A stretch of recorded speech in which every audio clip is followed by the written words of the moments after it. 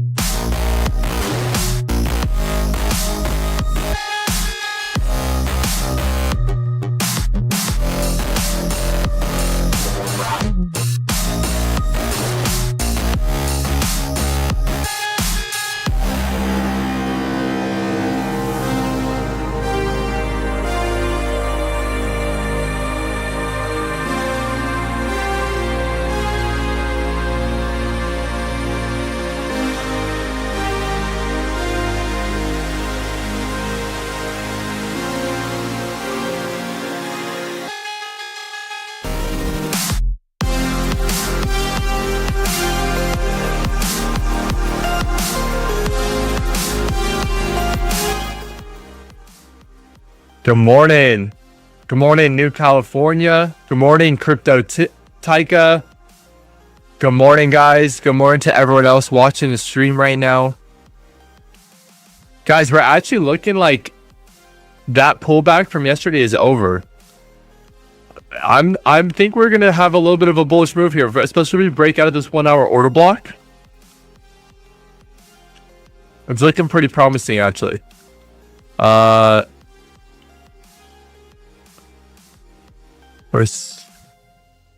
Okay, so we do this every morning. We're waiting for that orb, right?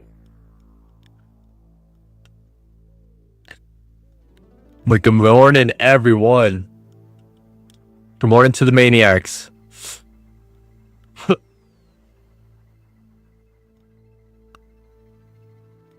Yeah, we're breaking out of this 1 hour orb. So I see a couple things already this morning. We tapped into this fair value gap here on the 1 hour. This 1 hour fair value gap. Pushing off of that. Breaking out of this 1 hour orb. Or an order block. To the upside, breaking structure. So we're actually looking bullish. I'm bummed because yesterday we had a great trade, but we missed out on a crap ton of profit. Like, we could have gotten yesterday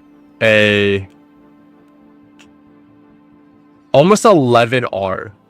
Almost 11R. And we missed out on that because I felt my stop loss a little bit too tight. Not too tight. I stuck to my strategy, right?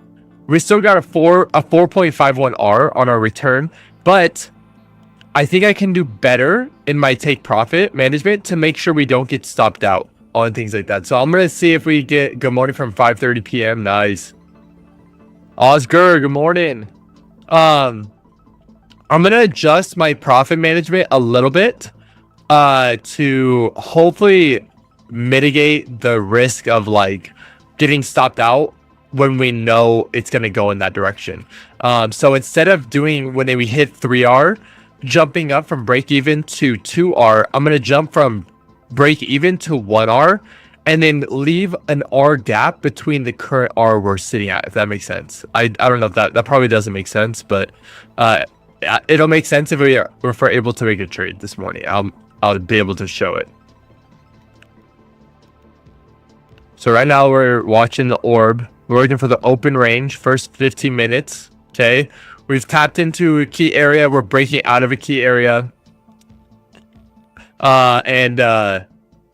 GM, Kendrick, GM.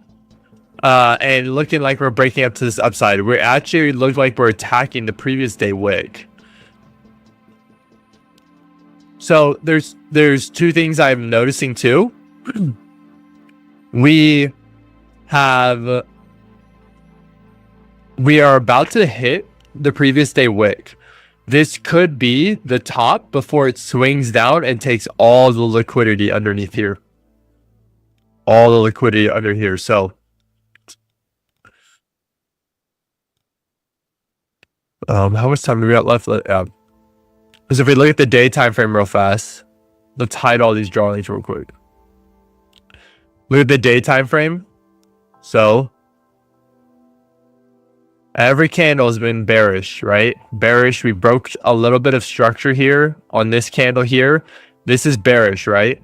What we could be making today is the wick for our day, and then we fill it and fill down here, right? Because we haven't even tested any of the liquidity that's resting under here, right? So right now we could be taking all the liquidity up here, and that might be resting above this wick before we push down, because the day's just starting, right? We haven't tested Asia lows. We haven't tested London lows. We haven't tested a lot of time-based liquidity. And so we did just take out London highs. And yeah, so New York session opened up and we did take London highs, and it looks like we're about to take the day wick. Okay, so we could see a correction to the downside. I wouldn't be surprised if we did. So we're hitting the wick. This is the previous day wick. Let's see what it does.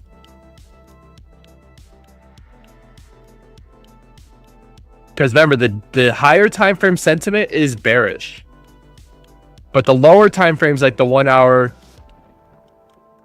and the 15 are looking bullish. But we can't forget that the higher time frame is bearish.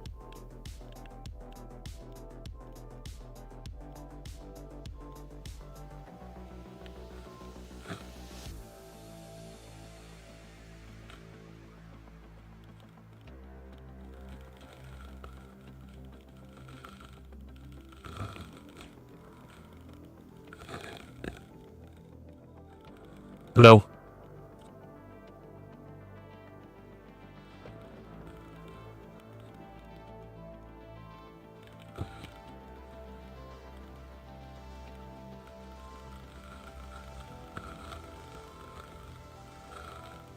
Yep.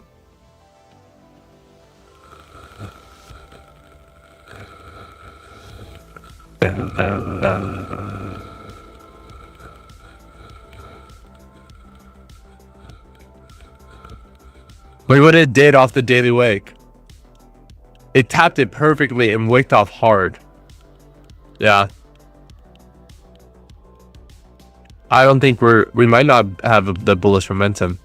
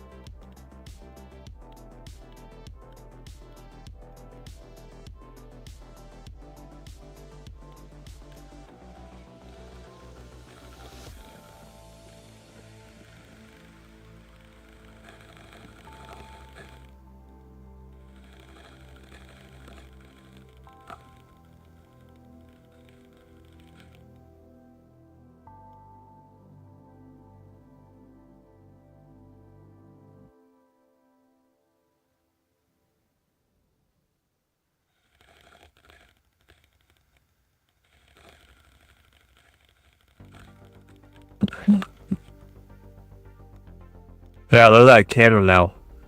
Oh wow, look at that. Yep. Okay, so we swept London highs and we swept the daily wick.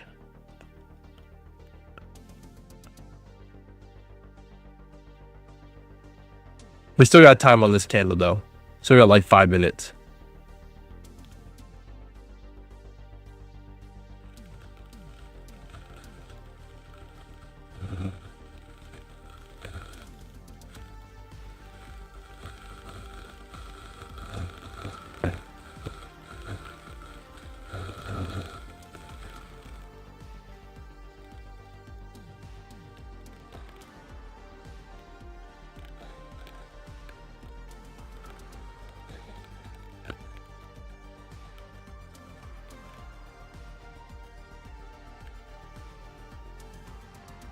And something I'm going to do today also is put my stop loss a little wider. Not putting it so tight. That'll help us to get a better dollar amount on the risk and also a better dollar amount in our 2R, 3R, 1R and make more money. Because yesterday on that trade, we only made $73 within the challenge. But really with the 3R, we should have made around 150. But because I only risked like 20 something dollars because I couldn't get my risk higher than that without upping my leverage like crazy. And I'm not upping the leverage anymore. I'm staying at 20x for the moment until we get to higher position size.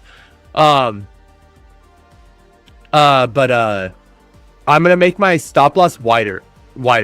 One, it'll give me more cushion. Like if you guys remember yesterday's position, we almost got stopped out like 3 times, like 2 or 3 times, like very close to getting stopped out. So I'm gonna make the stop loss a little wider, get to that proper dollar amount in risk, and then we'll actually end up making more money, even though it might be a longer time to get to the 2R, but it actually will help us make more money in the long run. And be a lot less tighter of like, oh no, we could get stopped out, right? So it actually helps out.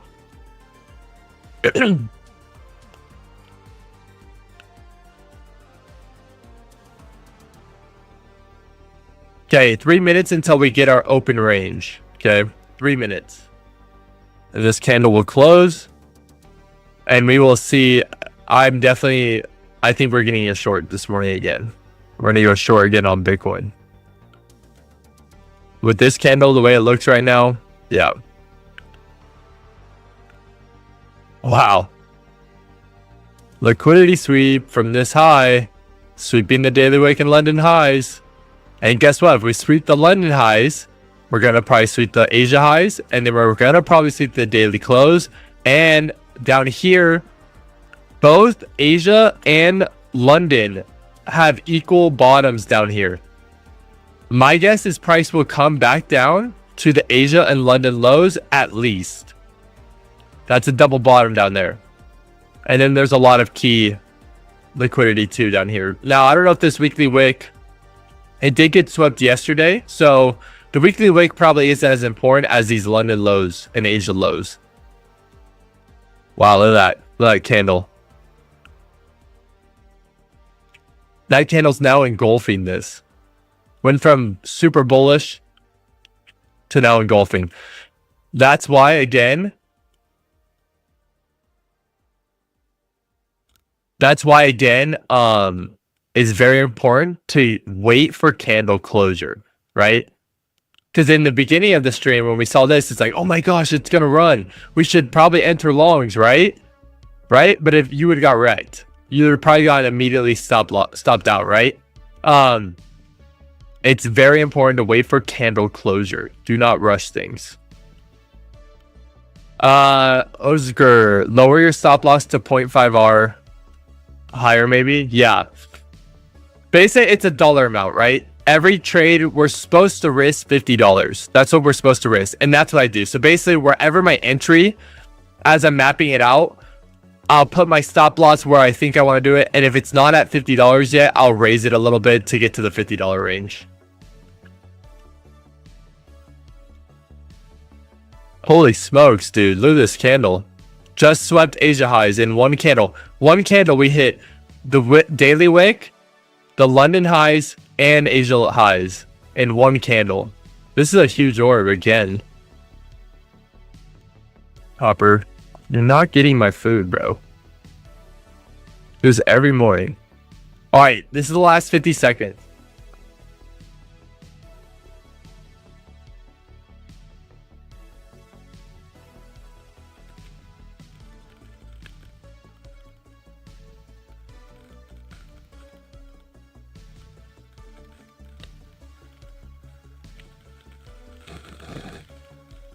Yeah, of course. Love having you here, man.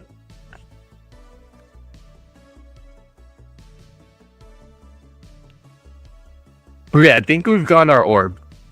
Oh my gosh, look how big it is.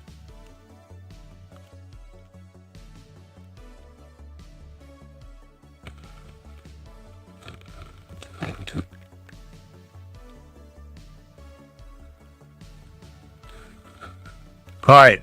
Now let's go down to the 5 minute. We got our open range. Wow, look at that. Okay. Open range. We have a 1 hour fair value gap, which I think we inversed. No, we have not inversed it yet.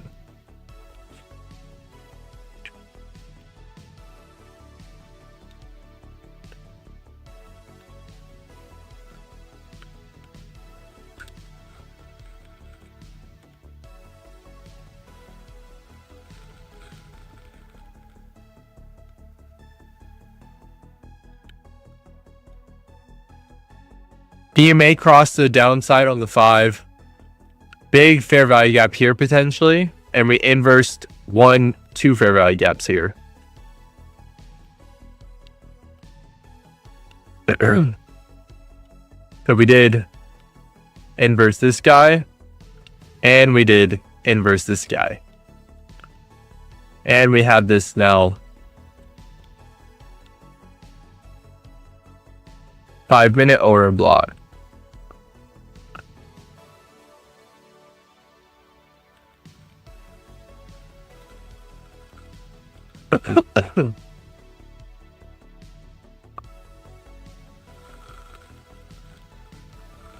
We have also a break-in structure here. Right there, break-in structure, making a lower low. Right here.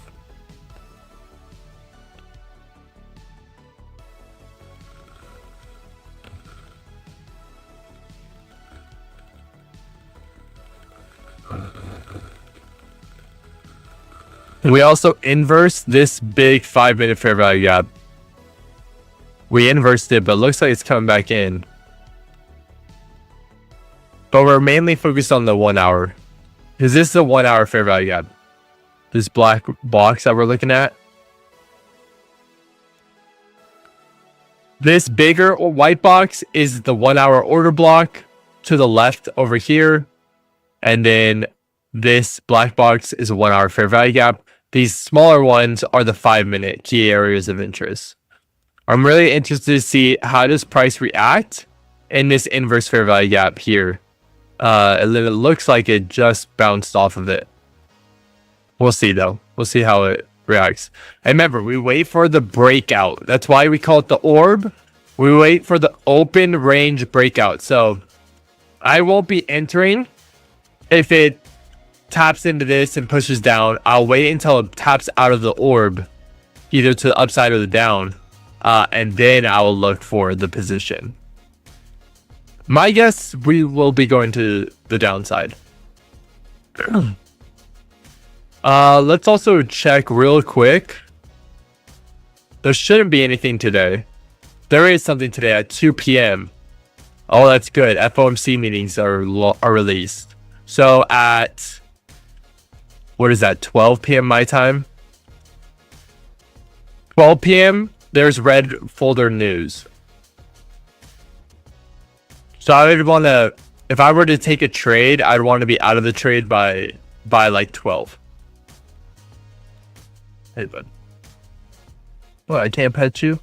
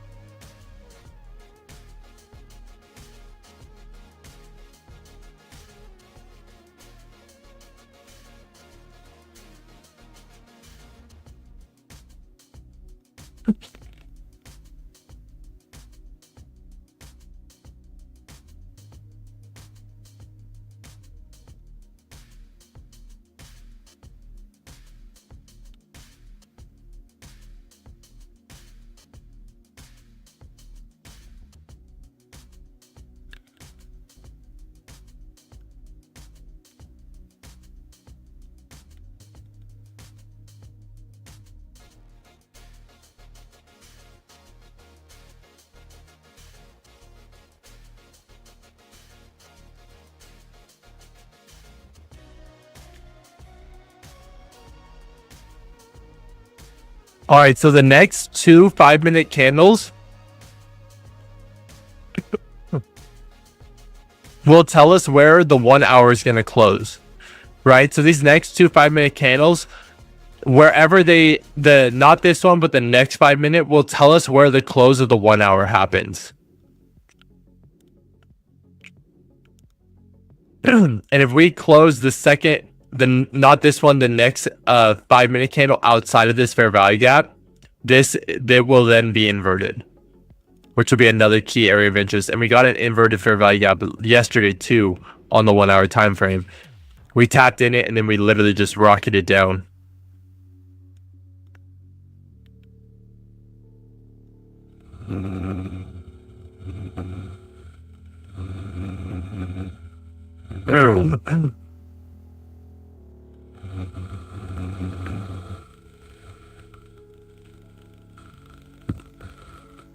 I'm honestly, I'm ready for Bitcoin to stop being in chop. I mean, look at this.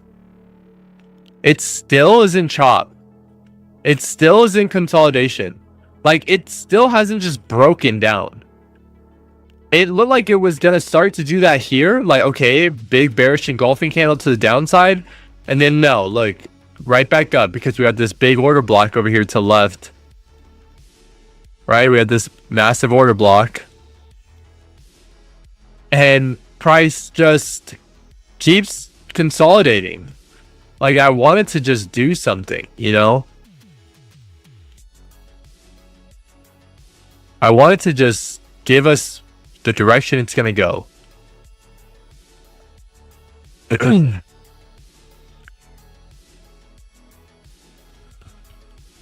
I'm tired of consolidation. I hate consolidation.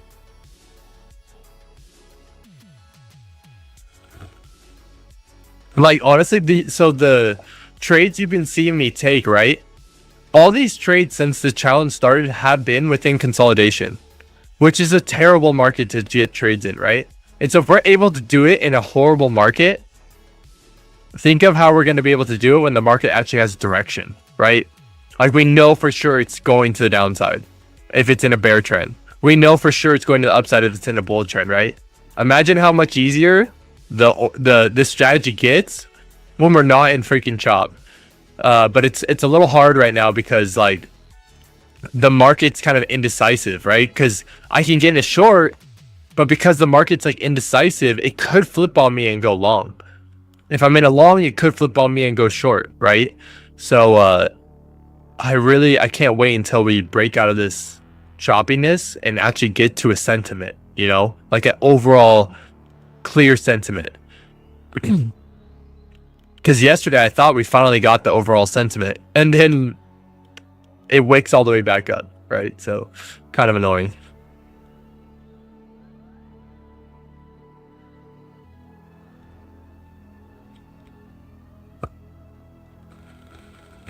Interesting, yeah. It'll get easier once we have like an actual sentiment. Right now it's not that easy because we're in chop.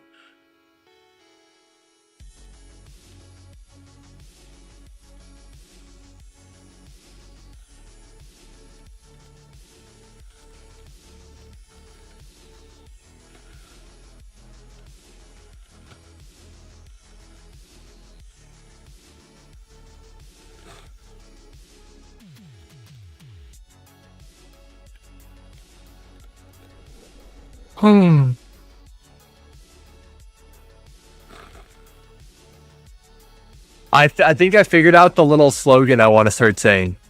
It's patience is profit. Patience is profit.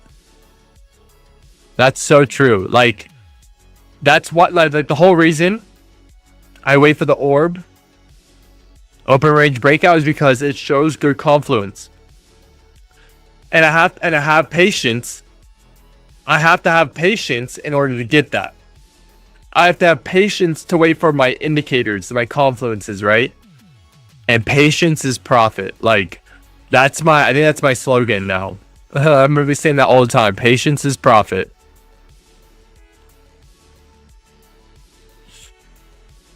And I know patience sucks. Trust me, I hate patience. But you gotta have it. All right, this candle, wherever it closes is where the hour candle closes. Right? Yep. Wherever this candle closes, this current one will tell us where the hour candle closes, and will tell us if this black box got inverted, and also if we fell outside of this 1 hour order block, which would indicate for me, we just swept liquidity on the 1 hour, pushed all the way back down underneath the order block and the fair value gap, and inverse the fair value gap, which would be heavy indicators that we're going to the downside. And what I would want to see is a breakout of the orb, and honestly a retest of this inverse fair value gap, and then a push down, which is basically exactly what happened yesterday. Exactly what we did yesterday. We'll see if we get that. We will see if we inverse that fair value gap. We might get an orb breakout here too.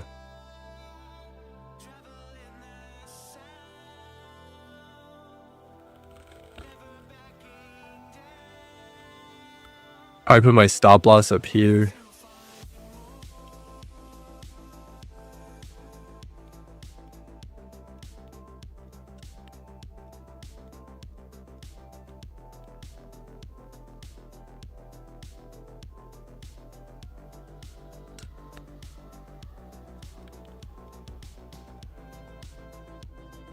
There.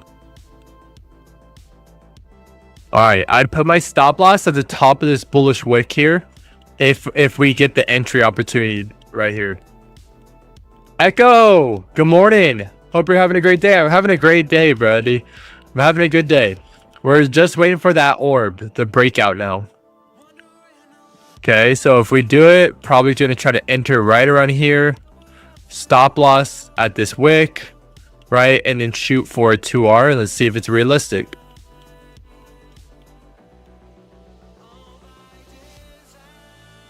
Yeah, that'd be down to this inverse fair value gap, and not even to the Asia and London lows.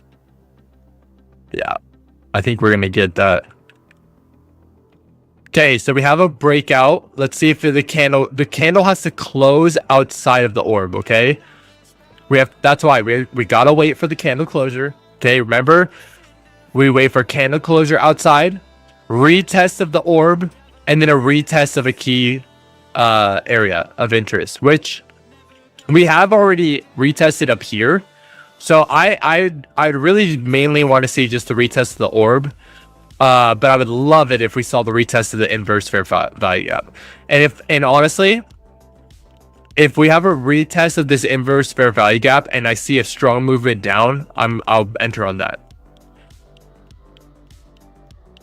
If this does indeed inverse it, we still got a minute 40 seconds. Let's see if it inverses it. I think it will. We just broke structure down here too, continuing that structure to the downside. So I'm pretty happy.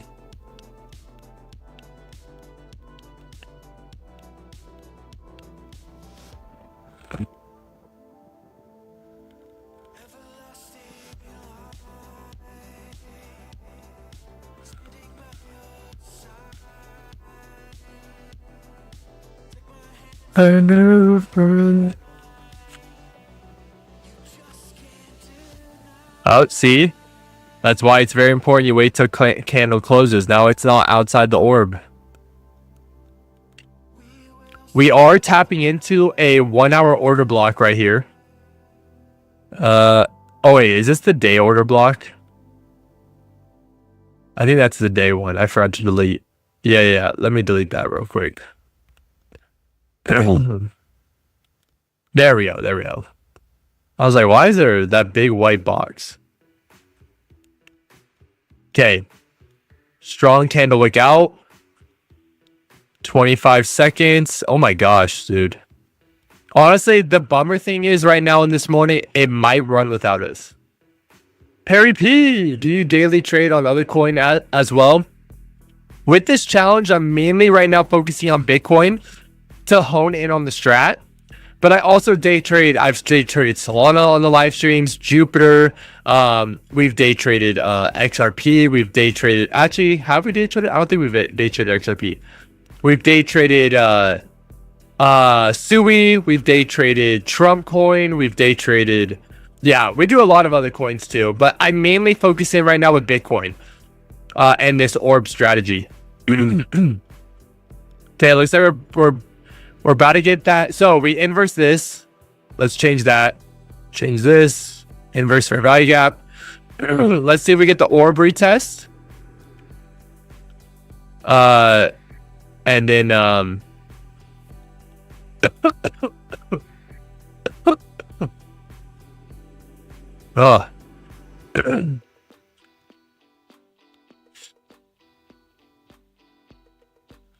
How do you look at exit time based?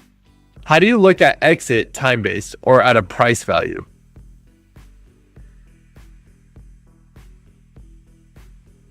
Right now it's the challenge.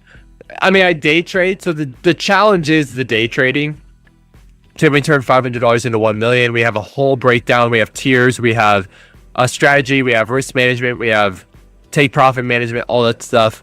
But yeah, the challenge is basically what it is right now, but we take it seriously like real day trading.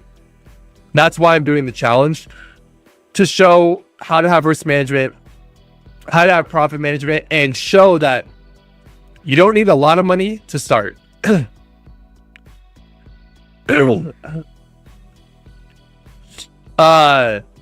New California, what do you mean by how do you look at exit time-based or at a price value?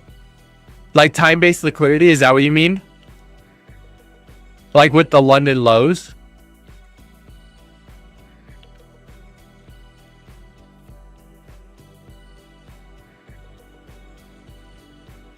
Okay, so we just hit the daily close of yesterday. What's your target time for this challenge? It's not really a time-based thing. It's more a discipline thing. Like if you had to put a time on it, if we're able to knock out a tier a month, which means if we can get 5 good trades a month, we knock out a tier. That's all it takes to get to the next tier. So right now you can see at the top of the screen, at the very top up there, it says the 500 to 1K. That's our first tier. We're just trying to get from $500 to 1,000. And then basically every tier you just double the amount of the current entry. So 500 to 1K, 1K to 2, 2 to 4, 4 to 8, 8 to 16, so on and so forth, all the way to 1 million. That takes 12 tiers. So if I can do one a month, it realistically should take about 12 months, which would put me to January 2026. But I'm not doing this really based on a time-based thing, like trying to rush it or anything. It's mainly a discipline thing. What's our risk management? What's our profit management? What's our strategy? And let's stick to it and let's be consistent, right? That's really the thing that matters most of why I'm doing this challenge, is to sharpen my tools as a trader, to really hone in and figure out if my strategy works, and to develop muscles that are that I just naturally do, like the risk management, like the profit management, like the patience. That's the real goal of this challenge. How do we know when to exit based on this strat? So based on my strat, right, I always shoot for a 2R. Okay, we never shoot higher, but we don't close out our position at 2R. Okay, so how do we know if we can shoot more than a 2R, right?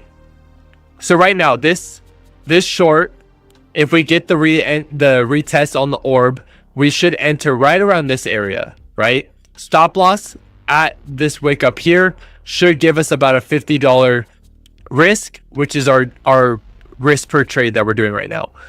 So I always shoot for 2R, right? So that's 1.9. 2. I always shoot for 2R. Right there it says 2, which is 2 to 1 risk to reward ratio.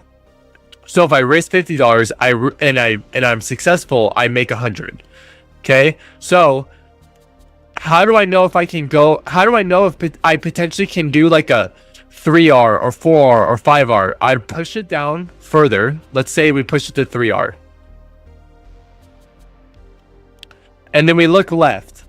Are there key areas of interest that could help me get profit or liquidity? Yeah, there's a double bottom here. There's a lower low here, or a higher low here. There's these lows down here. So I know I could potentially shoot all the way down to this order block, which is right around a 5R, right? So I know there's potential liquidity all the way down to these lows down here. But we shoot for a 2R. We don't shoot for the 5R, right? And that's why we have the risk management of, okay, at 2R, we're going to take 50% of our profit, and we are then going to move our stop loss to break even, right? Locking in profit. And then as it hits 3R, we're going to move our stop loss up a little further to 1R. When we hit 4R, we're going to move our stop loss up to 2R, right? And then we're locking in those profits as we go. So we don't shoot for the stars. We're realistic. We take profit as we go, not just hoping for that massive move to the downside. .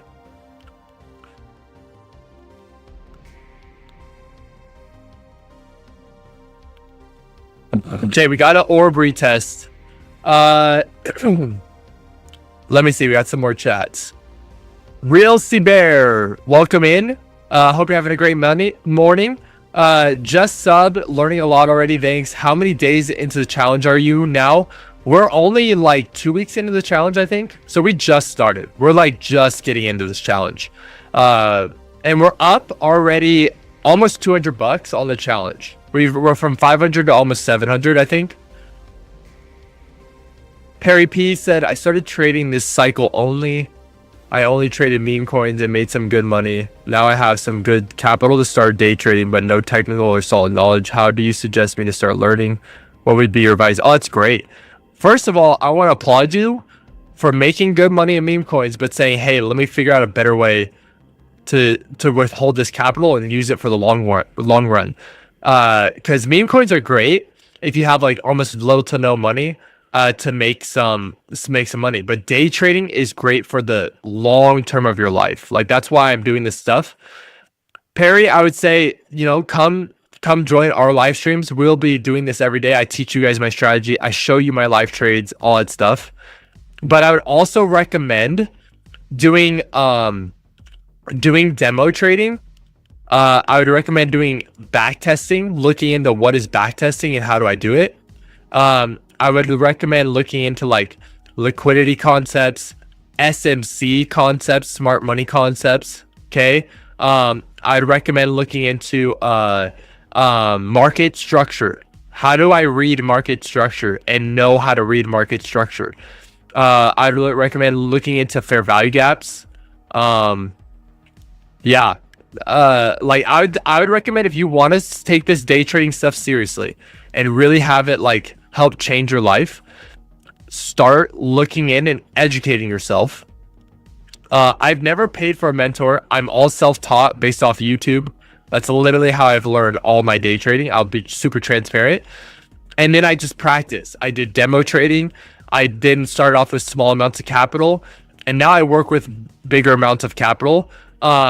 But it's taken a lot of practice and patience. If I can give you one tip, have patience in this journey. That's a bummer. So looks like it's pushing really fast off the orb. Man, it might run without us this morning. That would be a bummer.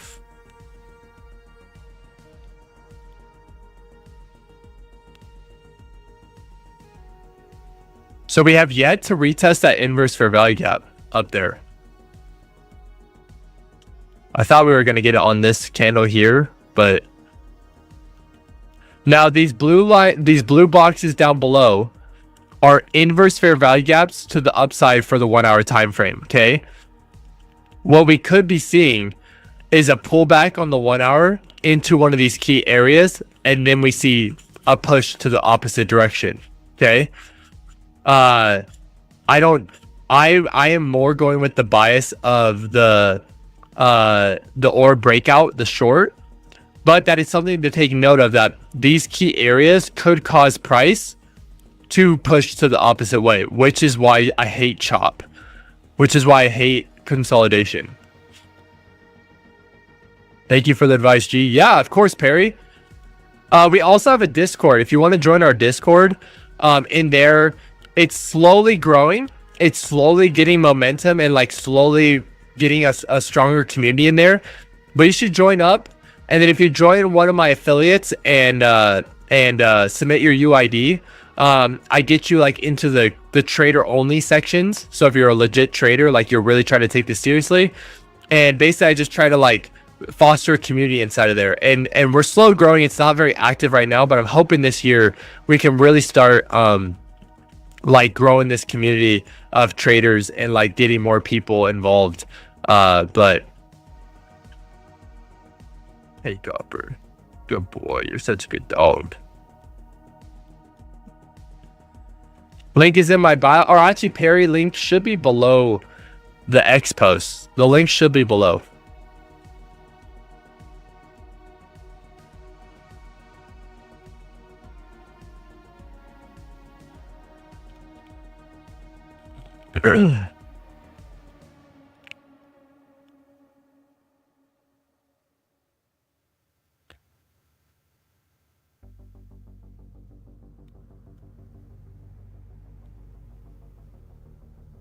Oh, copper, you're drooling everywhere.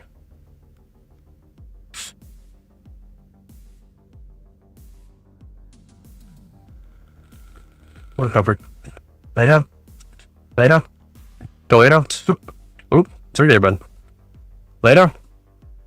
Copper, go lay down. Go lay down. Lay down, bed.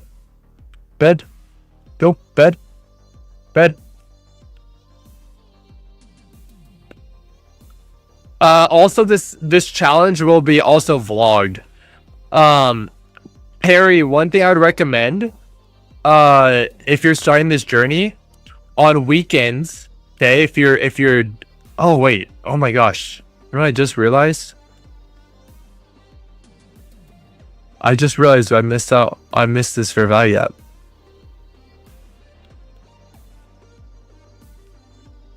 Hold on.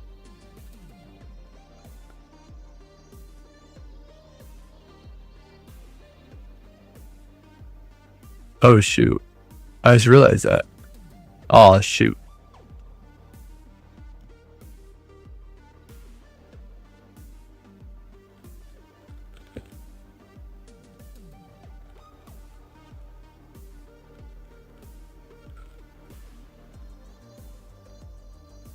Alright, hold up. I'm gonna...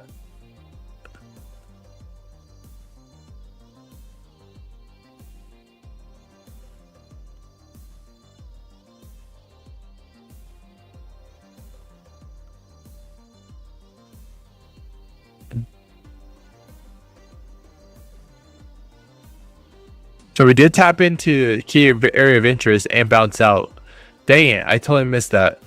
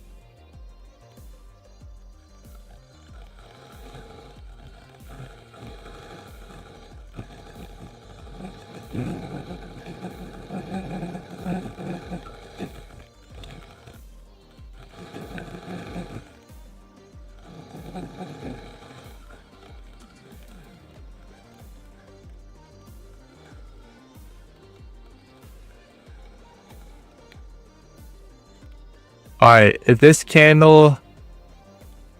I'm gonna enter on this candle here.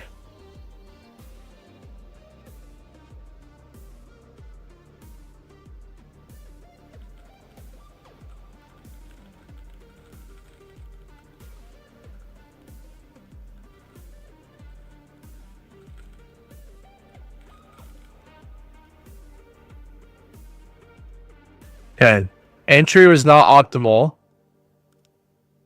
But entry was not the best. I kind of missed the entry opportunity on that fair value gap, but so why did I do that? Why did I make my entry? Okay, real fast, I'll break it down. Why did I do that? Why did I put this? Let's zoom in. Okay, what are our rules? We need a orb breakout. Boom, orb breakout. We need a retest of the orb. Okay, retest of the orb on this candle. Second, we need, or third, we need a retest of a key area of interest. Fair value gap. Retested, wicked off hard. Okay, so now where do I put my stop loss? I put my stop loss at this order block up here. Price should not come into this order block. Okay, if price comes and stops me out, that means I'm completely wrong. And that means that price is flipping on the opposite end. Okay, price should not stop me out. Now, price could come up and maybe tap into this inverse fair value gap here, but this fair value gap seems to be holding very well with the way it wicked off here, the way it wicked off here, and maybe the way it'll wick off here on this candle too. So this fair value gap seems to be holding, and I missed that. I should have entered like probably on this candle, but I'm glad I was actually able to get a little bit of a better entry on this candle, but we'll see. So if I do end up getting stopped out, it means I'm completely wrong, and that price might actually be going to the opposite end of the orb. But with this breakout, as we saw yesterday, price tends to hold once it breaks, and breaks all the way down to those key areas we talked about. Yesterday was like a perfect example. Price should hold the 9 EMA, right? What are other confluences we have? A 9 EMA cross up here, displacement to the downside, break of structure, continuation of that break of structure. So we have a lot of confluences in our favor, right? And I said this yesterday, I'm gonna say it again. When you're a day trader, you trade probabilities, right? And what helps you figure out the probability is your confluences, right? So we're betting on, right? We're not gambling right now. People would say that day trading is like gambling. It's not gambling. So it's much different.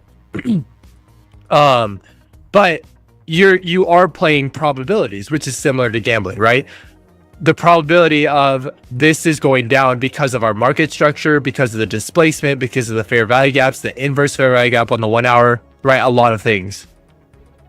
And the probability is it could flip on me, right? We're in chop, we're in a bad market that doesn't have an actual sentiment, right? It's very indecisive.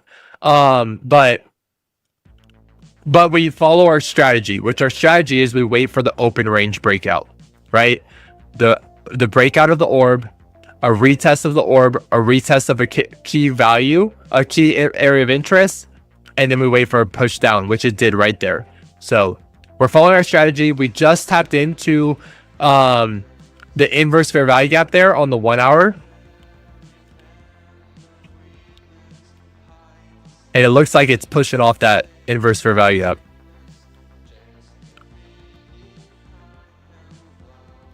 And usually with our strategy, we've seen this over and over and over again. Usually once we break out of the orb, retest, and break back down, it does not come back in and like hold that.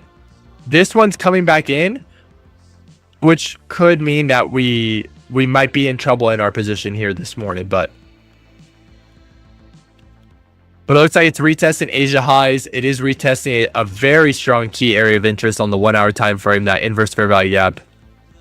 And it looks like potentially on the 5 minute, we potentially could inverse this fair value gap, which would not be in our favor.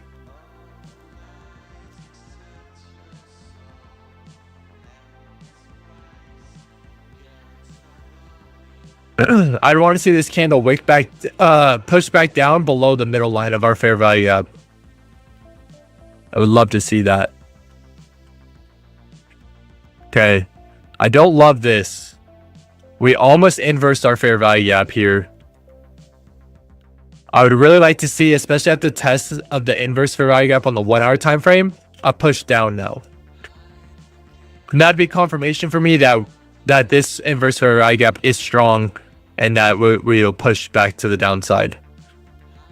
But now we have a strong test on the orb and a strong test on a higher time frame key area of interest, but it's getting pretty close to our stop loss here.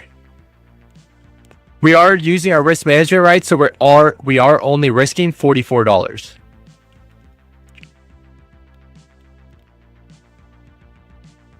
After fees, that puts us right at like our $50 risk per trade. It's getting close. We might get stopped out here. It's testing the 21 EMA.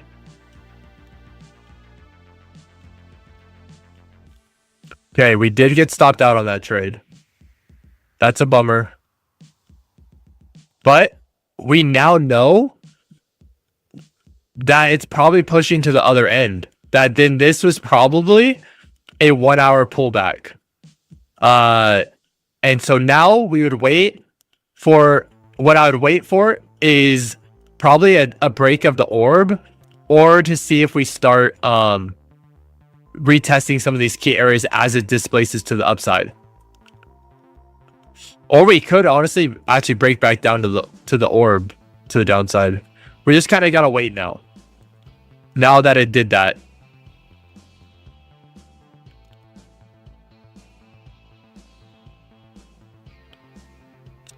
It hopped into the order block up here and the inverse fair value gap. So let's see.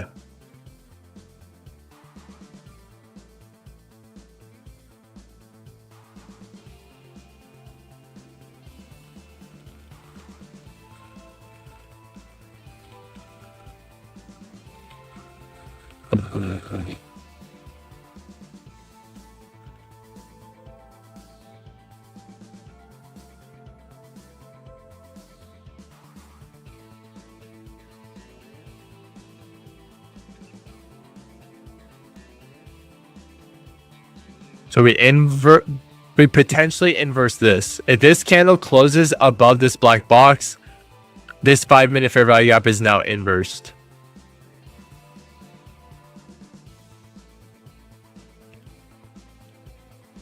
But we followed our strategy, right? We followed our strategy. This strategy right now has a 75% win rate. So that means 3 out of the 10 trades we do will probably be losers, right? And that's okay. Not every strategy is 100% win rate.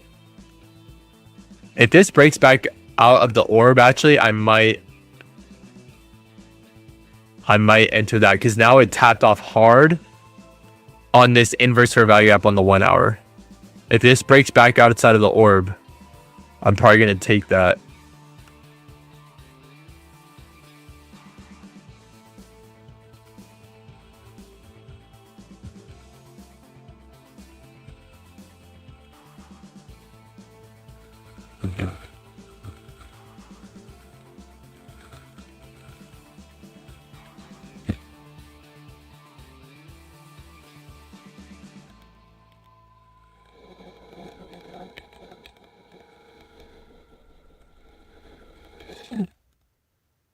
All right, 1 minute. You were gonna give another advice. What was it? Oh yes. Sorry.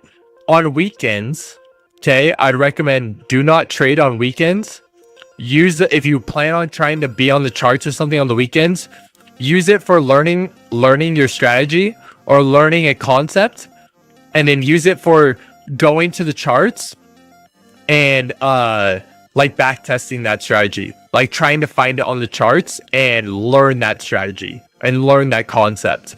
I'd recommend staying away from trading on the weekends, because the weekends are garbage for price movement, for day trading, but they're great for using it as a time of education for yourself and back testing. That'd be one of my biggest recommendations for getting into day trading. Use the weekends as a time to educate yourself. Okay, so a strong retest of the orb, a strong retest of this inverse fair value gap, and let's see if we get a push down now. We did not inverse this fair value gap, this 5-minute. We didn't inverse it.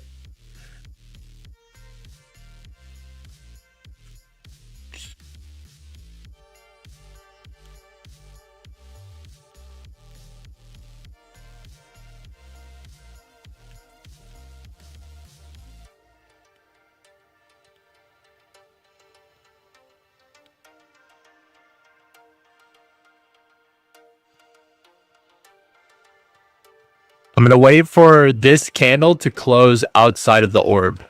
If this candle closes outside of the orb, we'll do another position to the downside.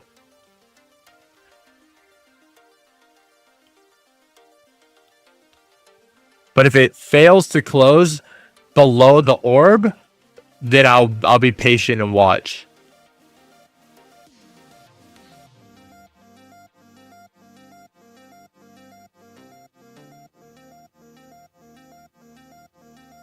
And this one, I'm putting my stop loss at this wick up here.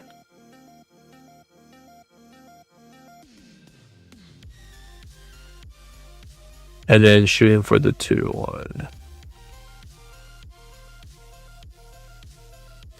And that trade is still realistic to target. Right? We have this Asia and London lows down here.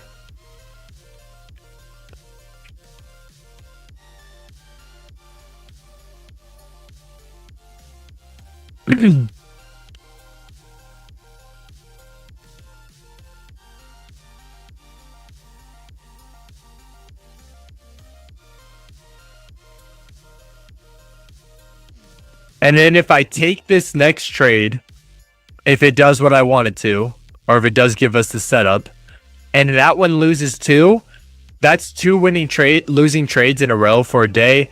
I might call it and not trade anymore, but we'll still live stream. But I might, if we lose 2 trades in a row, I might be done for the day.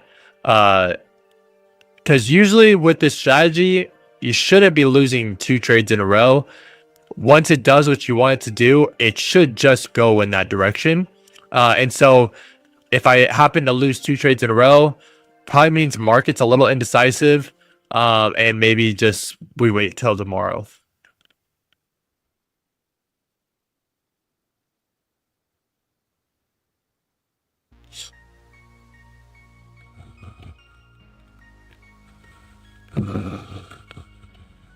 Okay. What I noticed here, okay, we have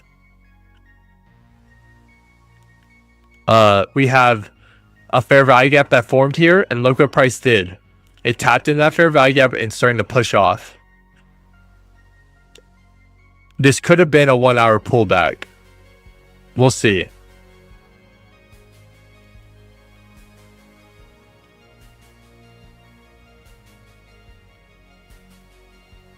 Looks like it's going to try to retest the inverse fair value gap again.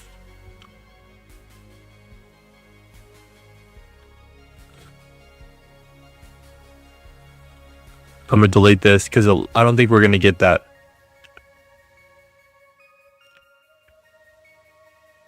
We might swing up to the complete opposite end of the orb. If we swing to the opposite end of the orb and break out of the orb, that would actually be pretty good bullish confirmation. And we actually could run on the bull side of things. There's not a lot. There's like good liquidity to target to the upside.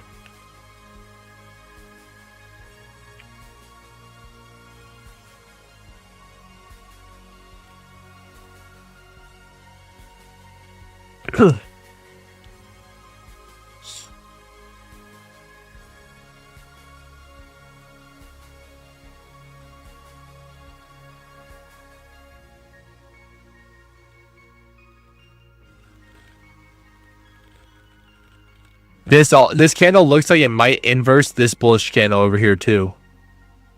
Oh, didn't it? It did not.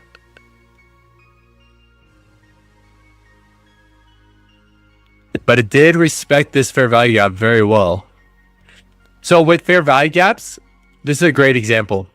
With fair value gaps, something you want to see, it's okay if the wick goes through the fair value gap, but the candle closure is what really matters with the fair value gap.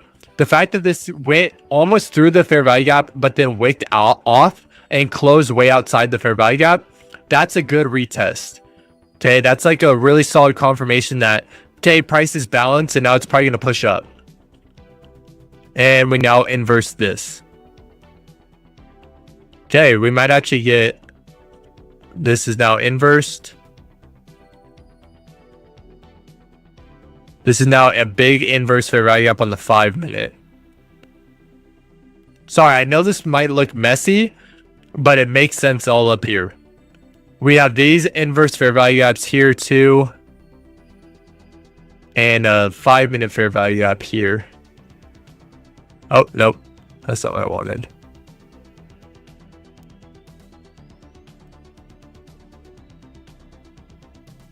And then this fair value gap.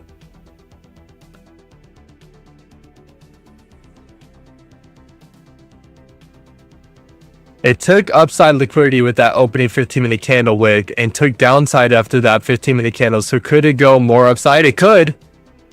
It could. And that's why, like, that's why I hate choppy markets, because it's really hard to tell where is it going to go, right?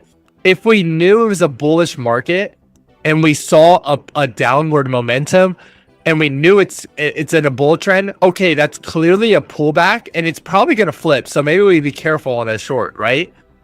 But because we're in chop, it's been so indecisive, right? It's been so indecisive. Okay, so price is now disrespected this inverse fair value gap. Let's see where this candle closes. We can delete some of our boxes.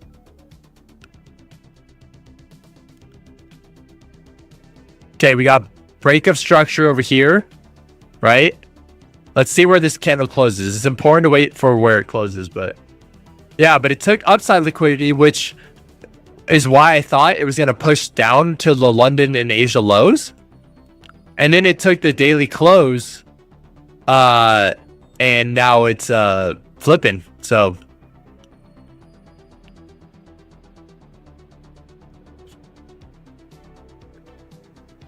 we just tapped into this 5-minute order block too, up here, which is this peak up here. Let's see what price does there.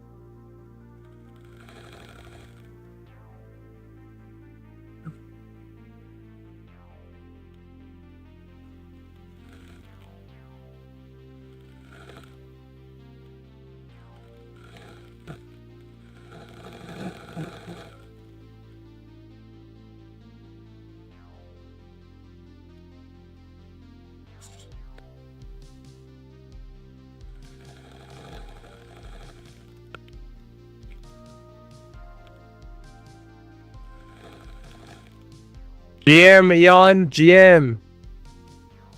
No more bullish or bearish. We're in a bull bear market this year. Yeah. Yeah, we're in bull bear. This is bull bear.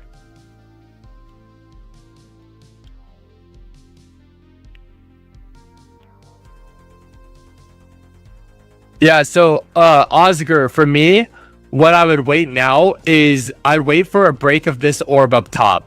And basically do the same exact thing, right? Wait for a break, wait for a retest, and then go long, right?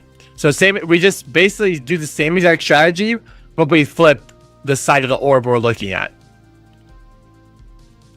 Okay, we inversed. Okay, I'm gonna delete this guy. We disrespected these fair value apps, and we inverse this guy. We have this big inverse fair value app here too on the 1 hour that we also just flipped. But we're not at a fresh 1 hour candle, so I'm not going to delete that yet. Because what could happen with this big 1 hour inverse fair value gap that's over here, this isn't the inverse fair value gap I'm talking about. It's the higher time frame one. What this could happen is this could fall all the way back down, which would mean the hour respected this inverse fair value gap, but it just pushed through and then wicked off, right? So we don't want to delete this yet until we get the 8 a.m. 1 hour candle for my time, or whatever your next hour candle time is for you. But we did just inverse this fair value gap. And it looks like we might create a big fair value gap here too, to the upside. We did break structure on the 5-minute. Here, we broke structure. That's that yellow dashed line, right? So now we're getting bullish momentum to the upside. One thing I'd want to see too, I want to see a 9 to 21 EMA cross. I'd really love to see all these EMAs are very tight. I would like to see the 921 and the 50 all cross.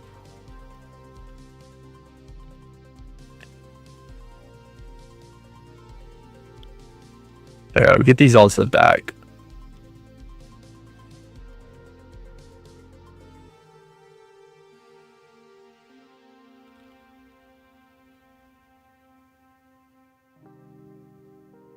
There.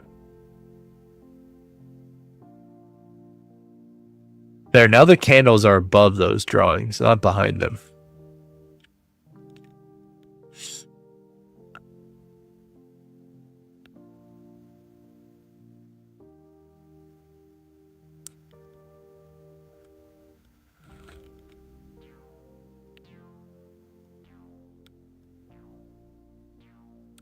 One thing I want to add back, so I have it for my reference, is this losing trade, which is like this one right here.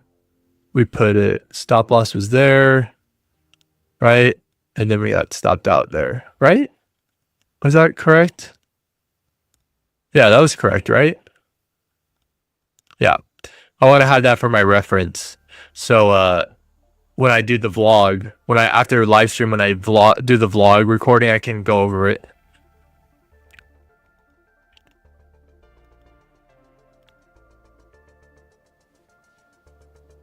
If we break to the upside on this orb, we might actually finally start getting market structure shift, like in the higher time frames, which would indicate we're probably breaking out of consolidation, which would be, thank you. I want to get out of consolidation. Like, we're in like 11 days now, or no, more than that. Let me go to the daytime frame real fast. We're in 1, 2, 3, 4, 5, 6, 7, 8, 9, 10, 11, 12, 13, 14, 15 days of consolidation. Ugh. 15 days of consolidation. I'm over it. I've been patient enough, market. Now, what else do you want from me? Holy smokes. I'll be right back. I'm just going to put some of this stuff away.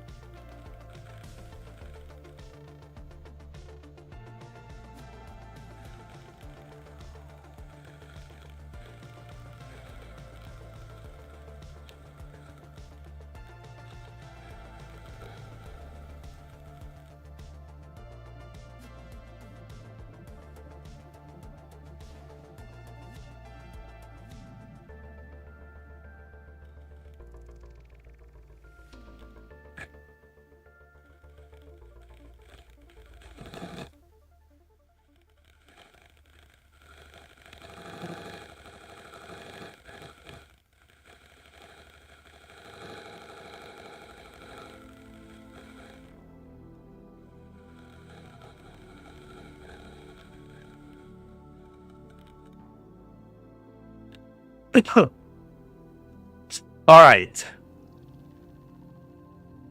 Makes sense. It did sweep all below, and maybe it's time to go for short liquids. Yeah, it's true. Because again, like, look at the day time frame. Look at the way it wicked off, right? It wicked off below all these lows underneath here. See, it pushed down, wicked off below these lows, which was the previous week wick. It went below the previous, like, let's go. This is going to be disgusting. I don't want to delete this stuff, but this purple line here, that purple line here is the weekly wick of last week, right? So this wick looks like it swept all of that short liquidity or long liquidity. That would be sell-offs, right? It looked like it swept it, and now it's going to push it up. So, it could be setting up for a bullish move right now. A big one, too. Because I think once it breaks out and like moves, if it's going to break to the upside, I think it's going to be a big move. I don't think it's going to be a little move. I think all this consolidation was sell pressure and compression from market makers getting their buys in before they let Bitcoin rocket. That's what I really think was just happening.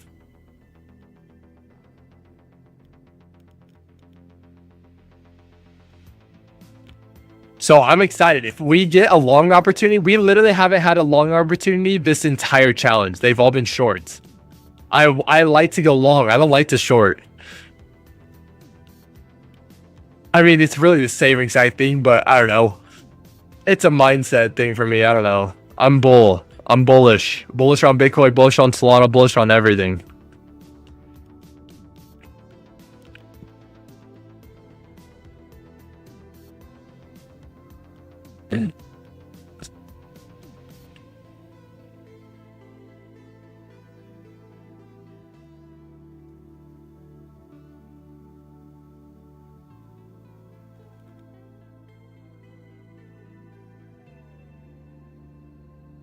Right? It doesn't feel right to short. I'm right there with you, Real Sea Bear. It doesn't feel right to short. It just doesn't. It doesn't sit well with me. I feel like I'm going against them, right? I hate it. I don't know why. I like to go long. It just makes me like excited, like, yeah, higher, you know? But I'll short if I have to, right? I'll do it if I get the strat, but I don't like to do it.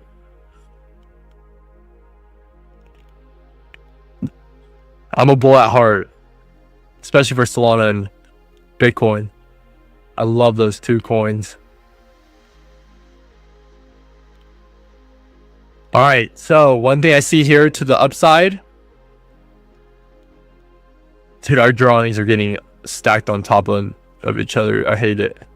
I hate a messy chart. I'm sorry, guys. We tapped into that fair value gap here. Not only did we tap into that fair value gap, so we have this inverse fair value gap. We haven't retested this 5-minute inverse fair value gap. Okay, we inversed it, have not retested that. We displaced, created another fair value gap here, breaking structure. We actually didn't tap into that. I'm sorry, we did not. It barely missed it. Barely missed it. Okay. We potentially in the next 15 minutes could disrespect this big inverse fair value up on the 1 hour, which would clean up our chart. I can delete it.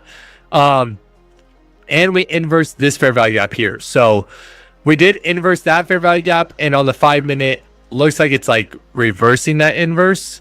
But also 9 and 21 EMA cross right there. Kind of hard to see, but the 9 and 21 EMA have crossed. We want projects to go up, but it's ironic when we can only make money by betting against it going up, right? Right? But that's the amazing thing about day trading. You can make money if it goes up or if it goes down. It really doesn't matter, right? So in reality, if you're a day trader, you probably shouldn't really care whether it goes up or down, because you can make money either way, right? Like it really doesn't matter. And that's why I love the day trading aspect of things, because like I can make money in any type of market. If it's a terrible market where everybody's, you know, fearful and bearish, I can make money in that market. If it's where everyone's hyped up, bull run, let's send it higher, I can make money in that market too. Like I can make money in the chop market. We've seen us do that these last 2 weeks, 3 weeks, right? That's why I love day trading. It does not matter where the market's at. you can make money from it as long as you have a strategy, discipline, patience, take profit strategy, risk management, all that stuff, right? That's the amazing thing about day trading.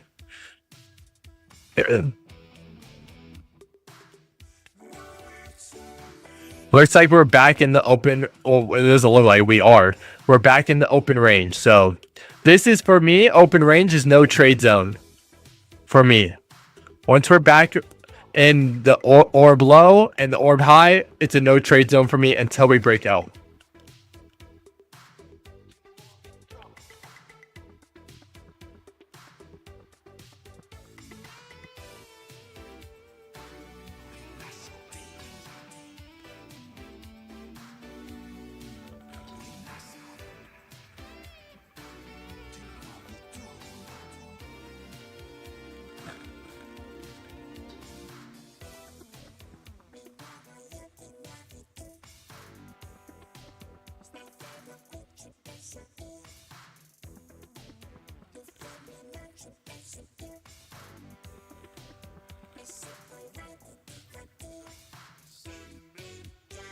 All right, let's see what happens here. Okay, we're tapping into this fair value gap here, and we might retest this inverse fair value gap here.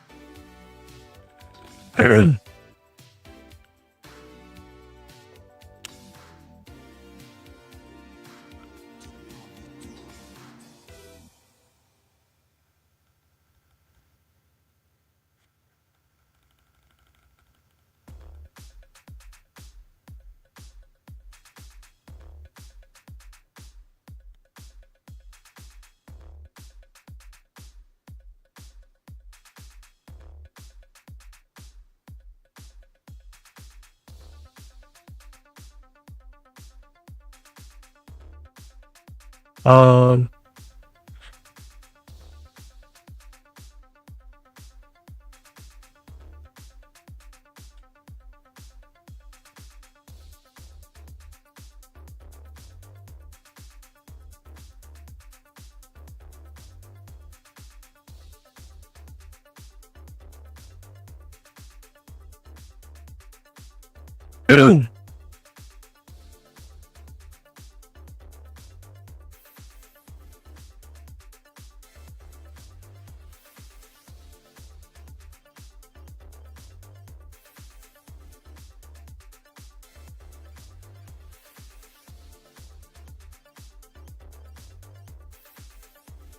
oh, that is nice.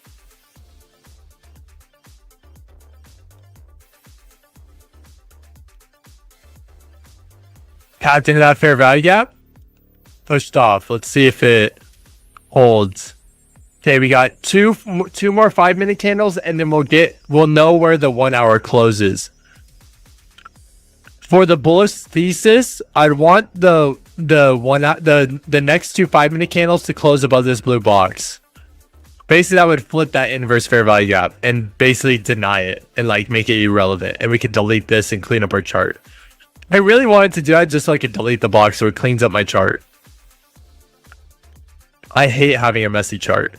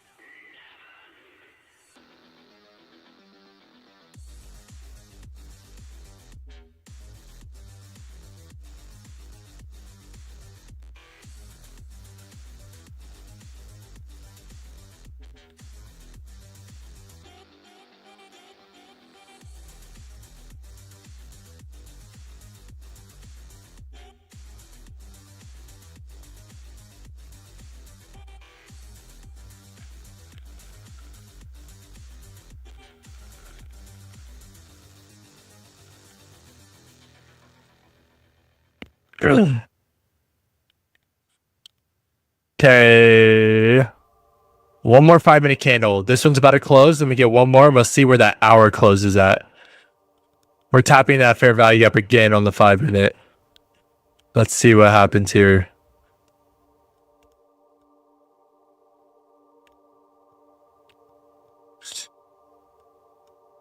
Okay, this 5-minute is the more important one out of the ones we've been watching because this is where the hour closes.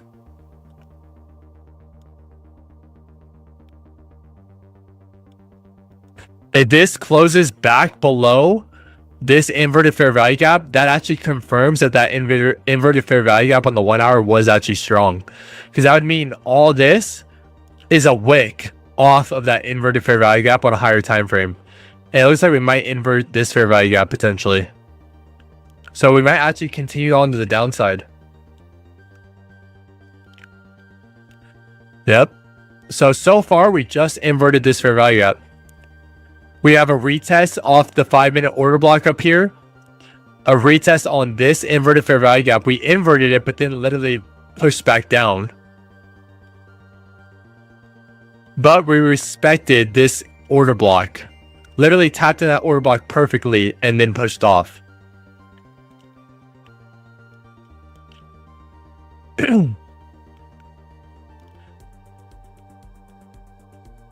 Okay, I'm gonna delete this inverse fair value app because we disrespected it. We've now inversed this if this candle closes, and we've respected this fair value app. I'm gonna delete this guy. We also have this fair value gap that we might inverse to eventually.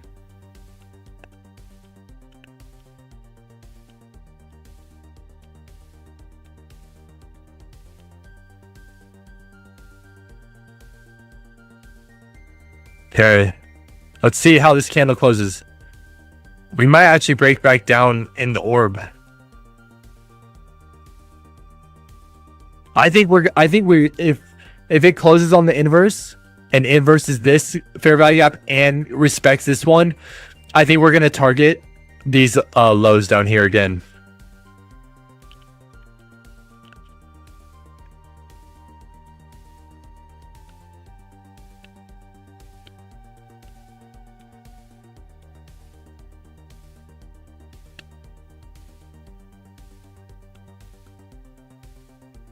Because if this bullish momentum was actually as strong as it looked, it would not have done this. It would have respected this and pushed up further. We would not have done this. So, and we've made now a lower high. Okay, made a lower high, lower low. That's structure, right? Structure to the downside.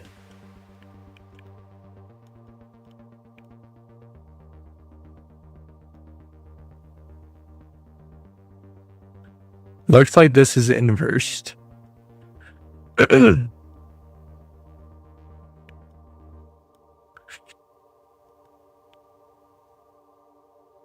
We'll see though.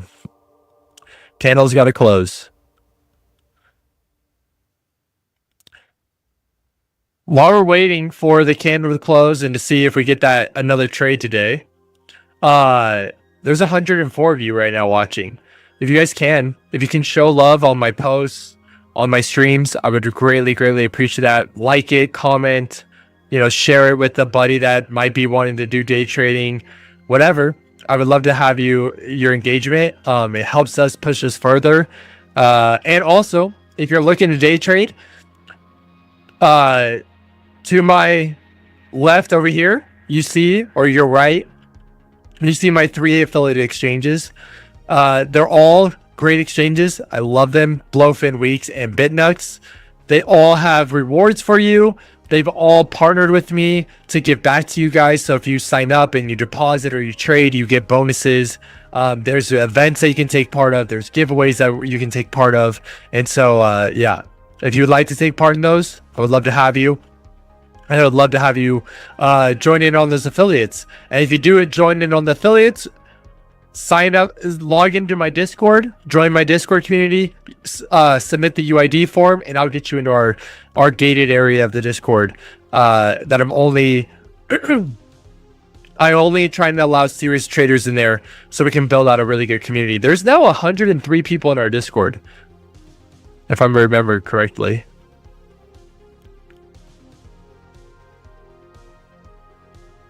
There is 104 people in our Discord. Oh, I realized I missed some chat. Sent you a DM, so I won't fin the show.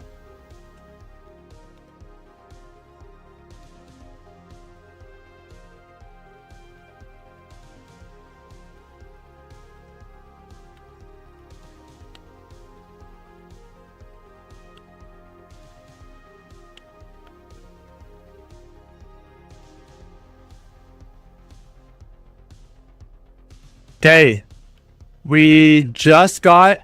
Oh wait, we just got confirmation. This is inversed. This inverse fair value gap on the 1 hour got respected. So if we go to the 1 hour, look what it did. It's a little bit of a mess. We're gonna delete some things so you can see it clearly. Okay, we swapped liquidity, pushed down, tested the inverse fair value gap that we inversed over here, pushed down and closed outside of it. So we'll see what actually happens here. Because remember, we need to wait for an orb breakout. We don't trade if it's within the orb. We need for it to break out of the orb.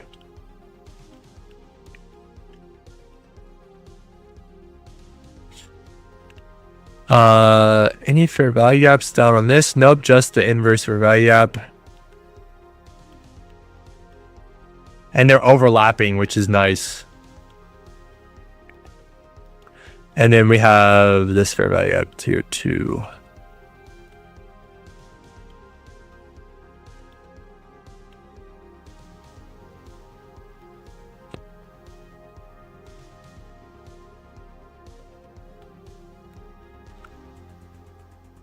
Hey, are we bullish or bearish?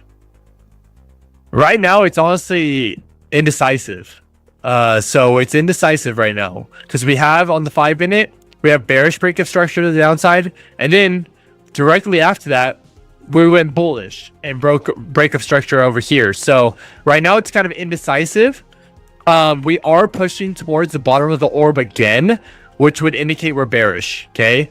But until I see a orb breakout, I will not make a decision. But because we do have indecisiveness here on the market right now.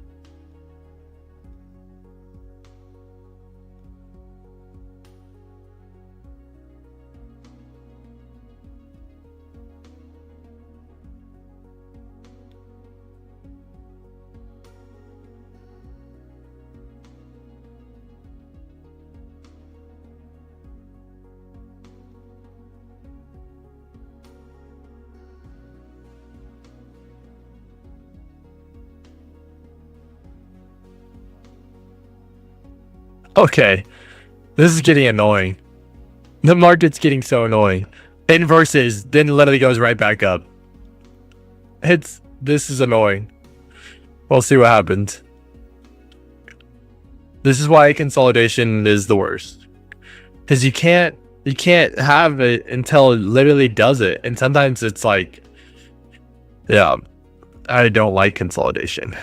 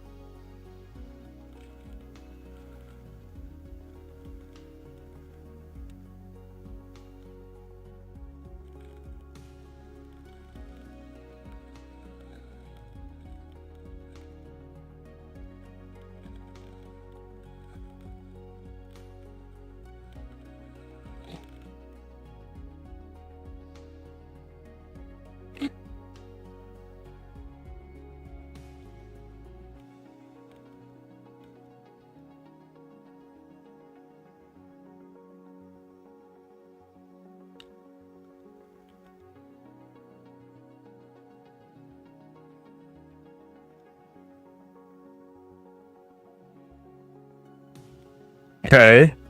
It retested that inverse fair value gap. Looks like it's pushing off. Okay, that's good.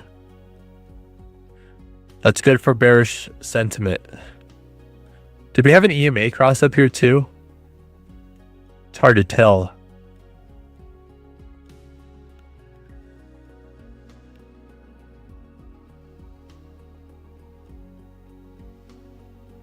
We did. Okay, we did have a bearish EMA cross too over here.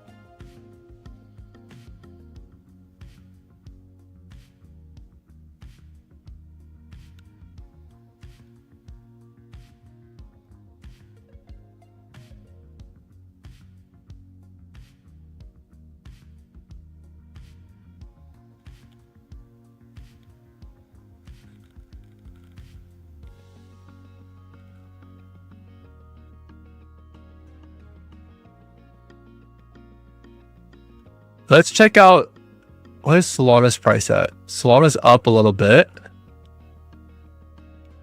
Let's look at Solana real quick. So on the day time frame, let's kind of delete some of these things. Oh, Solana actually is looking very, so Solana actually broke structure. This is like, this is what I want to see on Bitcoin. Like, do something, right? Okay, Solana actually looks like it's,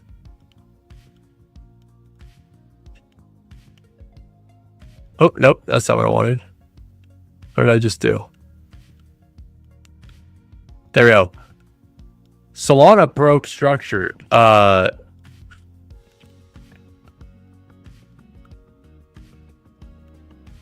Solana made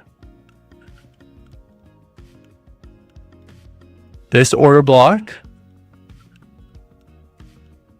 Solana has this fair value gap. And this fair value gap. Solana has, okay, let's go down to the 1 hour. Okay, Solana might have found a bottom here. Look at Solana. Solana's actually looking really good. Break of structure, right? Market structure shift here on this one. Not a break of structure, but a market structure shift. We're gonna make that dotted. The dash is a break of structure. Why is this a break of structure and not this one? Because this high made a lower low. This high did not make a lower low, right? This high made a lower low. This high did not. So that's market structure shift, then a break of structure. Okay, Solana is actually looking now. This could either be a higher time frame pullback, right? A day time frame pullback to a key area, or that maybe that Solana found its bottom. So what else can we look for on Solana? We can look at this order block here, a massive order block. And we have a fair value gap here. And a very small fair value gap there. No fair value gaps. No fair value gaps. Okay. No fair value gaps. Yeah. Solana's actually looking pretty good. Let's go to the 15-minute and let's mark out our orb real fast on Solana. So find the 630 candle. And then let me just put the other line. This isn't the actual orb. Okay, Solana's actually in the orb. This is the orb low. Orb high. Okay. Let's also do this real quick. Going back to the 1 hour. We want 1521.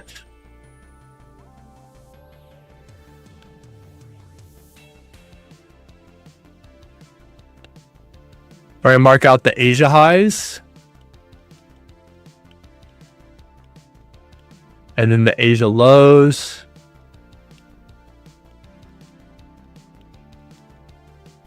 Asia lows. And then we're going to mark out 3 a.m. London highs. London highs. And then London lows. Which is basically the same as Asia. Okay, double there again. Okay. Okay, Solana's looking actually... Solana looks actually really good. We haven't broken out the orb. We did over here. We would have got wrecked over here too. Because look, it did exactly what we wanted to. Fair value gap, retest, push off, right? That would have been perfect setup. Look, it flipped on us. So we would have lost here on Solana too. So it's kind of now waiting. Oh, I see this. Whoa! Solana's looking actually pretty juicy. I'm not gonna lie. Solana's looking juicy right now.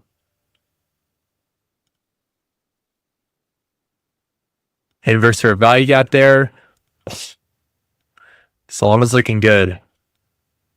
I would want to see break of structure now with Solana. Okay, Solana's actually looking like it has a better setup here this morning. GM that minivan. Hope you're having a great day. Solana might actually have the better setup today. Let's go back to Bitcoin real fast. Yeah, Bitcoin's... Okay, Bitcoin has now disrespected this inverse fair value gap. Let's get the music back on because we can't not have music. Right, we're gonna need a little bit of background noise.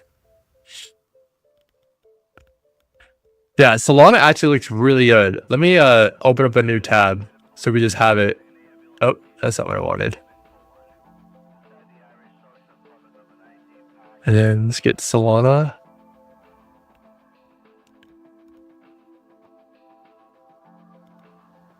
Yeah, Solana's got inverse fair value gap, fair value gap. It does have this inverse fair value gap, a big bearish one. But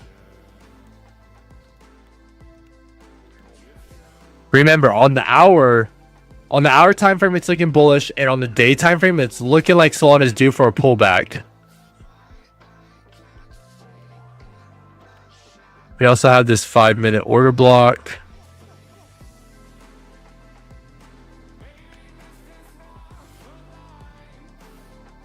Did I miss anything over here? No. Okay. Yeah, Solana's looking actually pretty good right now.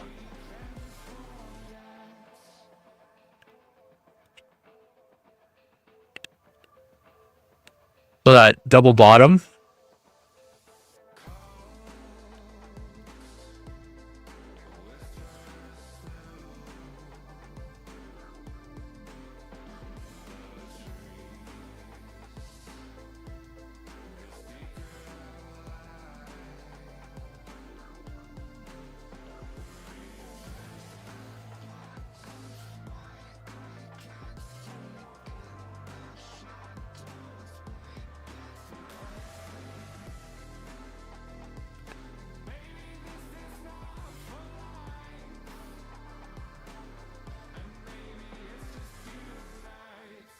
I'm gonna delete this 5-minute stuff real fast, and let's check out what the hour looks like real quick.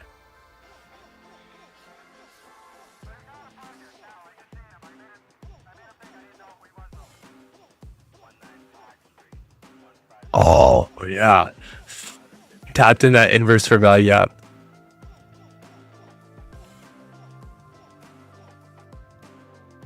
I wonder what this would have looked like.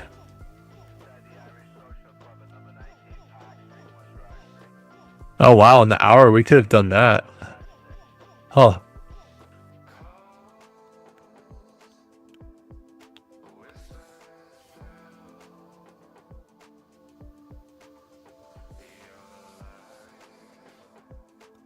Yeah, I tapped into this inverse fair value gap and a fair value gap.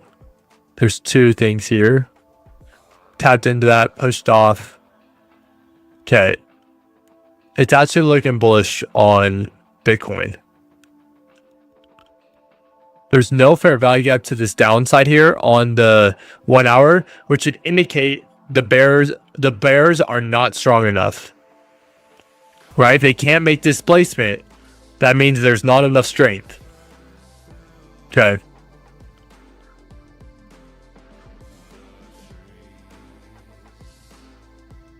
Same for the 1 hour time frame for Solana. Tapped into this fair value gap. Oh, and there's this on the 1 hour. I think price tapped into that. Oh yeah, price tapped into that fair value gap too.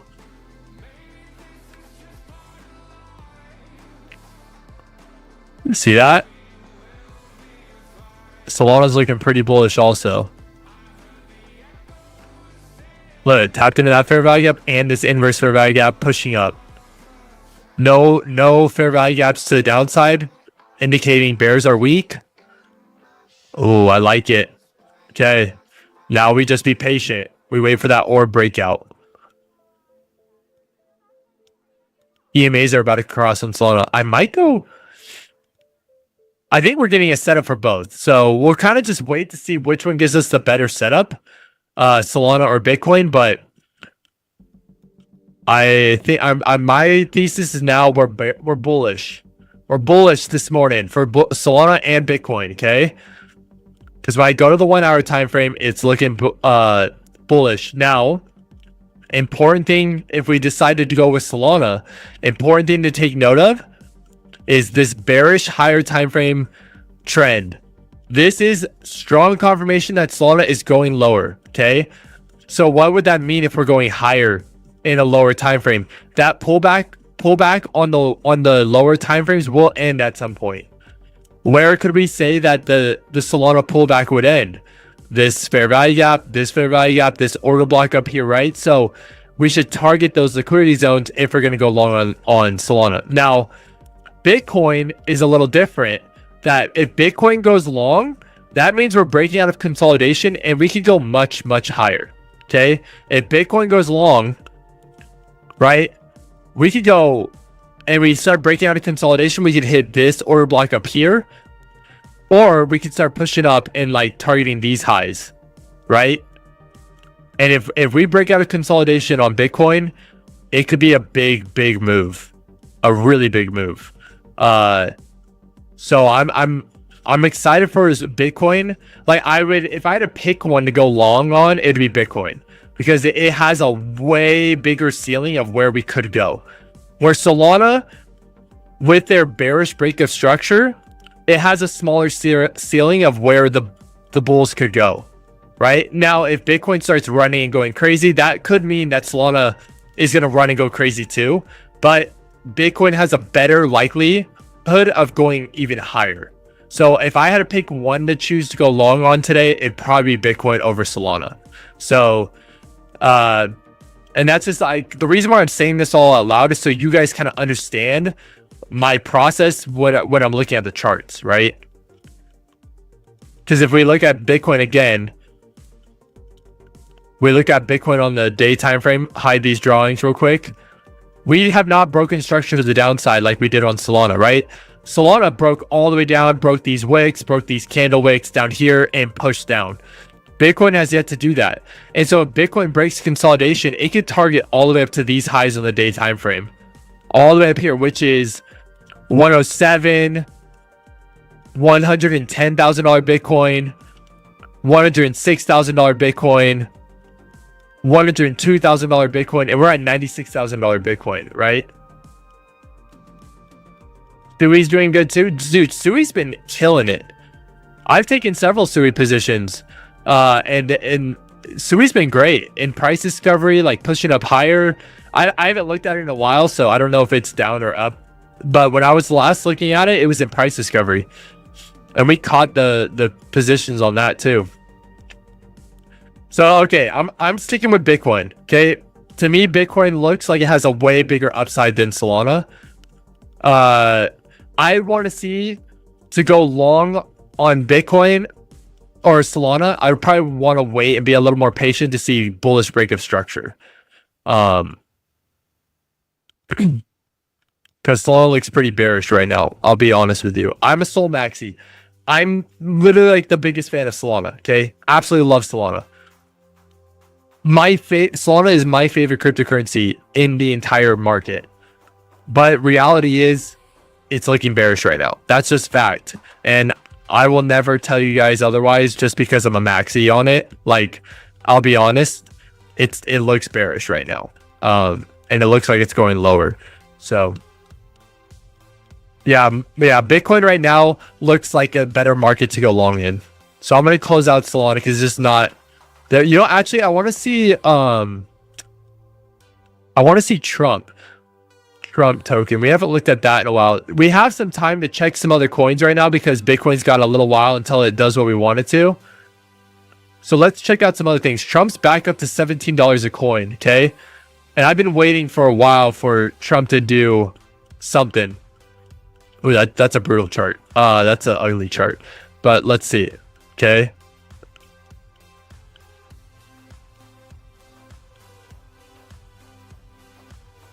Daily time from order block.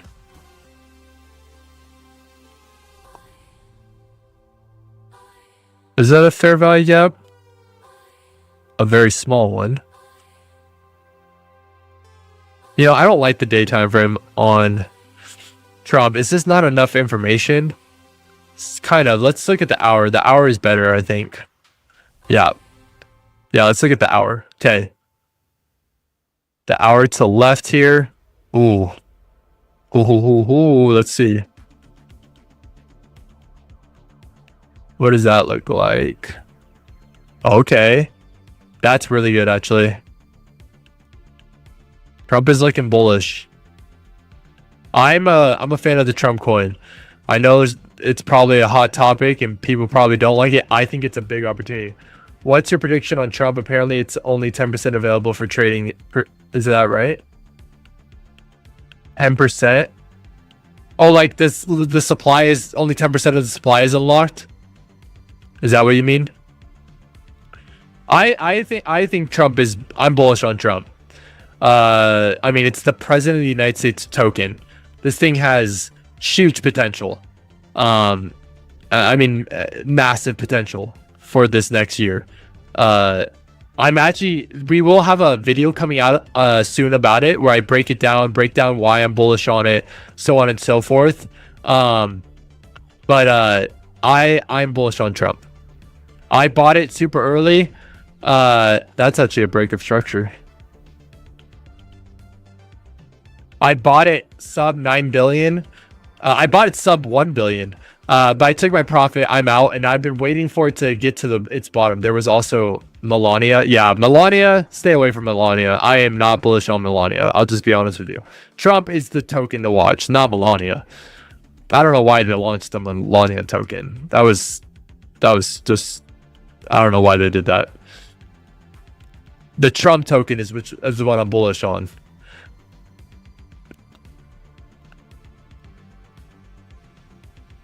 Trump is looking pretty good right now too. Now Trump, I can't do my typical strategy on because it's not going to have as much volume, right? That's why we do the orb, because it has that volume, it has the market makers, so on and so forth. Trump, I have a little bit of a different strategy. It's very similar to what I do, but just without the orb, right?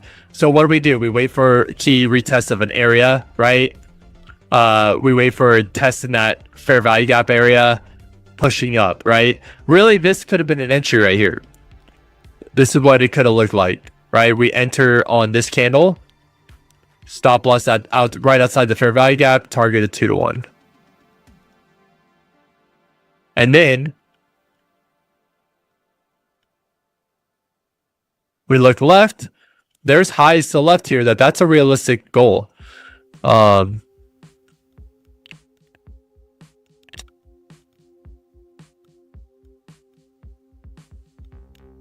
gonna watch Trump. It's showing good signs. I kind of want to see it break a little bit more of structure, right? Like maybe break these highs before I really do something. But I'm liking Trump. I think it looks good. Looks like there's potential there.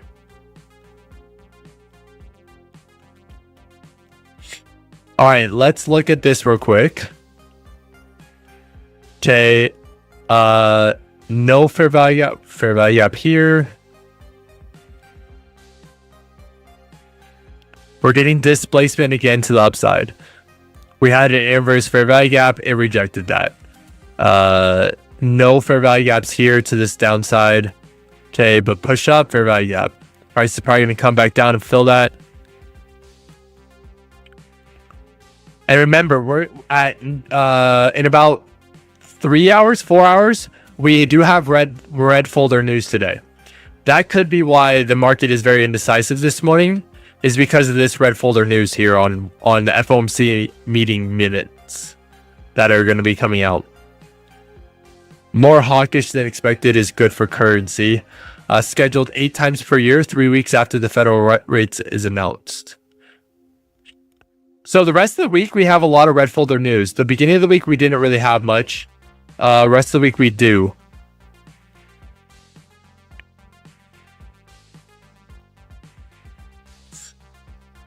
All right, we're going to be patient on Bitcoin. Let me see if I can go to the 15-minute on Trump here and see if we can get maybe a lock in a...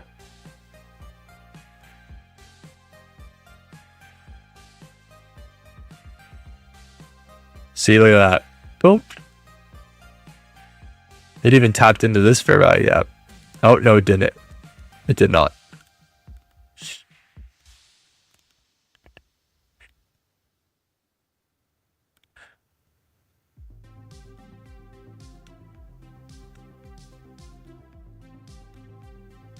$15-minute. All right, actually, let's go back to the hour.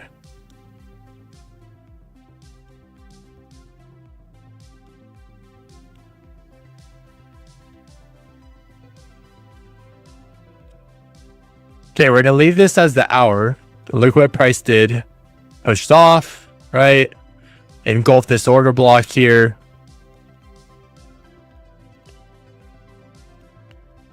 Okay. Let me see what the 5 minutes doing on Trump. So this could have been your entry opportunity here on Trump. Pushed up. Market structure, or actually break of structure here. Retested fair value gap. Broke up. Right?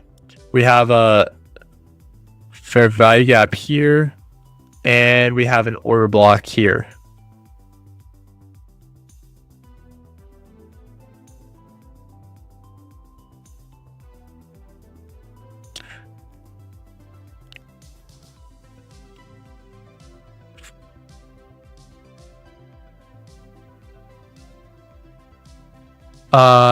Isn't the Trump candlestick chart looking like the bullish setup? Yeah, it's looking bullish. Yes, that's correct, that minivan.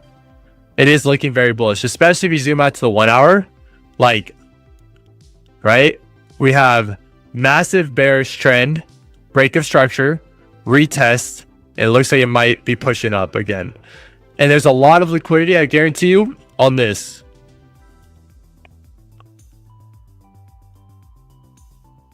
All right, break of structure there. Yeah, that's beautiful. The push down, break out, retest, push up. Yeah, it's looking very good. And then all up here we have liquidity to target. Yeah, Trump's looking actually really good. I'm actually very tempted to put in a position right now with Trump. Especially with this retest of this fair value gap, the push off, and we'll base it off the hour time frame. Still doing the same exact risk to reward, right? I was gonna ask for an analysis too. A little thanks, yeah, yeah. I was looking at it last night, just like looking at the price, not the chart. And it was at 1605 when I looked at it last night. And now it's at 1713. So where is 1605? Yeah, it was at this pullback right here.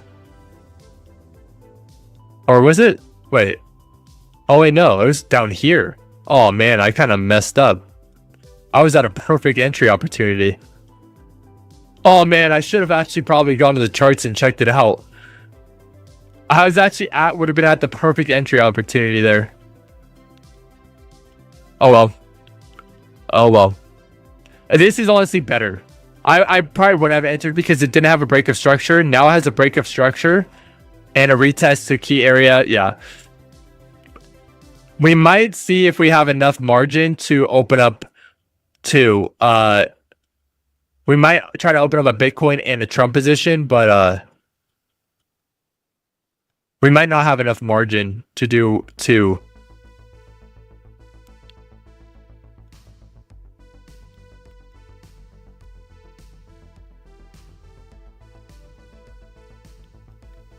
Honestly, what I might do is actually put stop loss at this order block. Yeah, I'll do that. Because if I open up a Trump position, it definitely should not come below here. If it comes below here, then we're completely wrong. It's going lower. Where this fair value gap, it could come and retest down here or this order block before it pushes up. So that's probably what my position would look like with Trump. And I'd open it on this channel, and then if we do 2-to-1 on this hour, right? If we did a 2-to-1, right? If we did a 2-to-1, and we target this, is this realistic? Yes. There's a consolidation right here with a lot of liquidity. Yeah, Trump's actually looking good. I think we might open up a Trump position. We'll see. We'll see. I'm gonna wait first to see if we get an orb breakout today with Bitcoin. We might not get an orb breakout.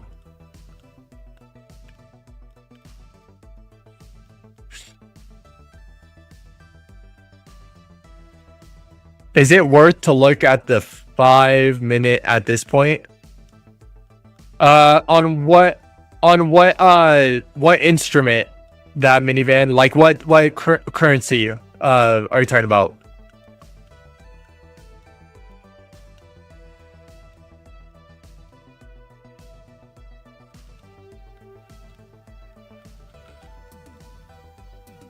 Are you talking about for Trump?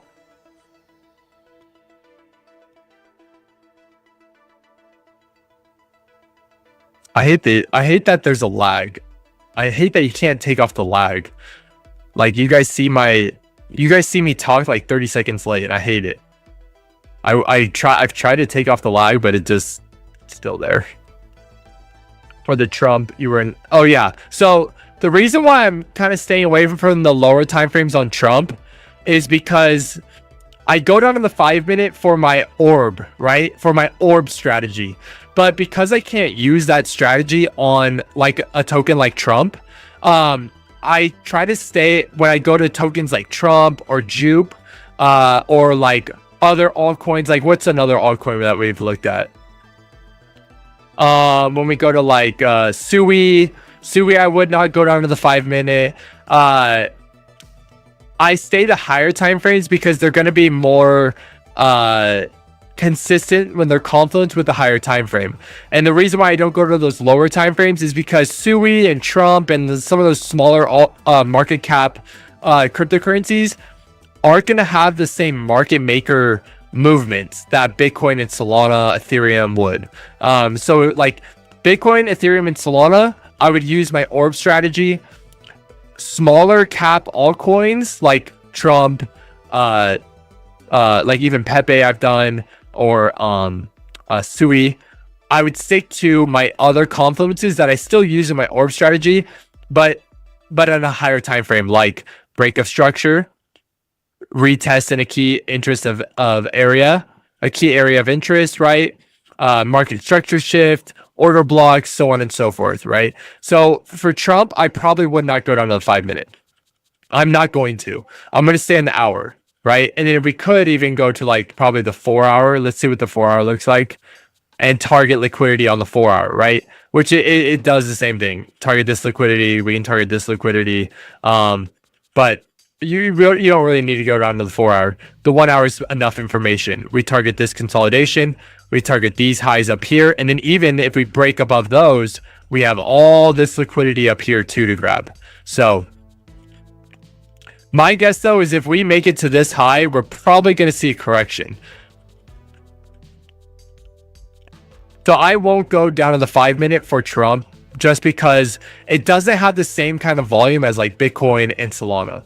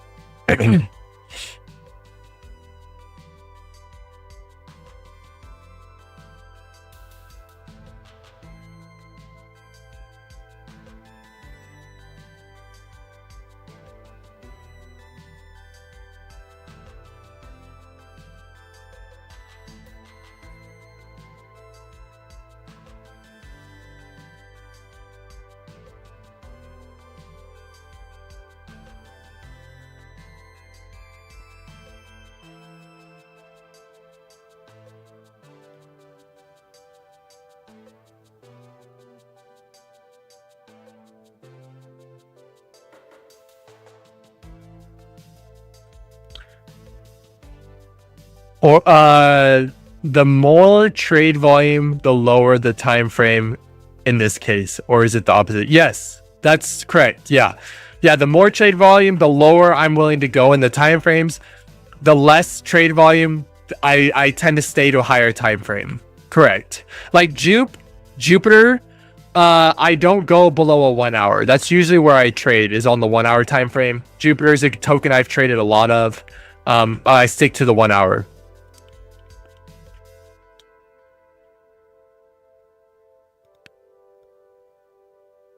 You have that right, Minivan.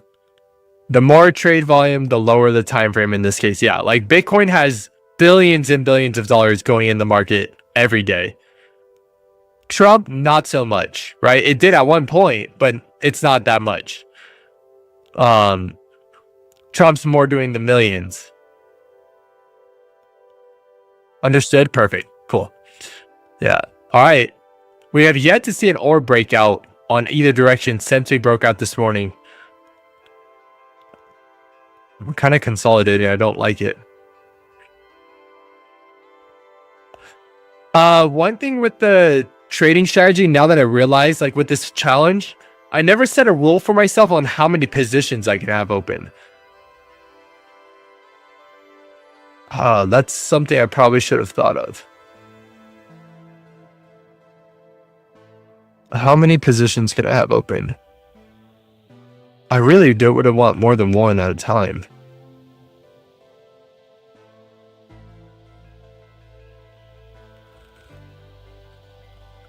I don't even think I could open up more than one at a time with the amount of capital I have. I don't really think I have enough to really open up more than one at a time. Can you explain position? The position for Trump? You want me to explain it? Like why I would take it?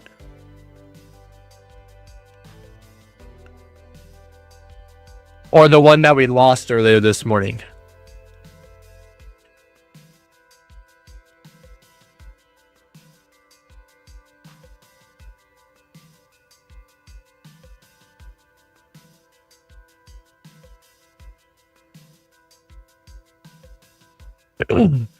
Okay, we failed to break structure on the upside. Bitcoin might just be consolidating. That's lame.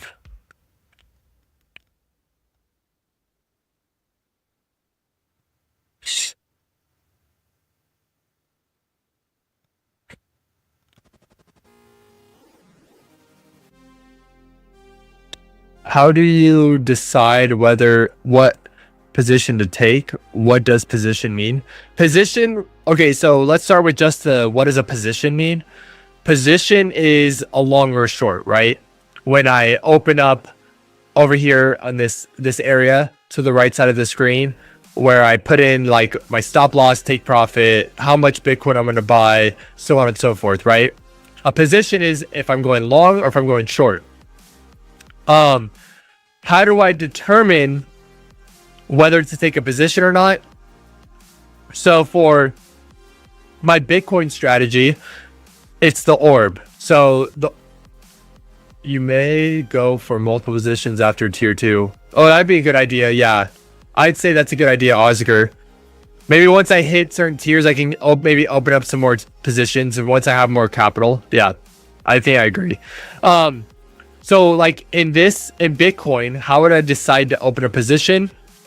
We'd wait for price to break outside of our orb. So if you see on the screen, you can see my orb low line here and my orb high line, which is this white line up here. Not the orange one, that's the daily wick, the white line up there. I need to wait for price to break outside of that. So this morning, we broke outside of it. Now I require 3 things to happen if orb breaks out. We need to break out of the orb for 1. 2, we need to retest the orb. That's number 2. And then 3, we need to retest a key area. And here this morning, when we opened this position, the 5-minute time frame came back into this 5-minute fair value gap and rejected it like perfectly. Like this is textbook rejection on a fair value gap. We entered on this candle here to the right, and it so happened that it flipped on us, and it stopped us out at this area up here. Now, 7 times out of 10, it does not do this on our strategy. 3 times out of 10, it'll flip on us. Okay, this morning happened to be one of those mornings where it flipped on us. So what are other confluences that I looked for to take this position? A bearish EMA cross up here, bearish displacement to the downside, which we had this massive displacement here. We had break of structure here, right? I had a lot of probabilities to my thesis saying it's going to go lower, and it just so happened this morning it flipped on us. We made a perfect trade. We did it exactly how our strategy requires. We had discipline, we had risk management, we had all of it. It just so happens this morning it did not play out the way we wanted it to. So if I were to take another trade today, I need the price to break out of the orb either to the upside or the down, retest the orb, and then I want to retest the orb, also retest the key area of interest. Okay, and most likely if it's breaking outside of the one side of the orb, it's already having displacement, it's already having an EMA cross. Okay, and it's already having like break of structure. So that's what I require. Now if we were to go to Trump coin, right, we have a completely different strat, not completely different, but a little bit different, right? What do I require for a coin like Trump? Coin like Trump, I need a break of structure, which we have here. I need an EMA cross, which we have down here. I need a retest of a key area of interest, which we have right here with this fair value gap. And I need structure. So we have a lower low here, higher low, higher high. That's bullish structure. So we can mark out this, right? This is bullish structure here. Okay. Let me delete this guy and this guy and this guy. Okay. So we have this bullish structure here. Okay. So if I were to take a position here, I'm going to wait for this hour candle to close. And then for Trump, it would look like this. I put my stop loss to this order block down here. And then we would target a 2-to-1 on the 1 hour. 2-to-1. So that's like right.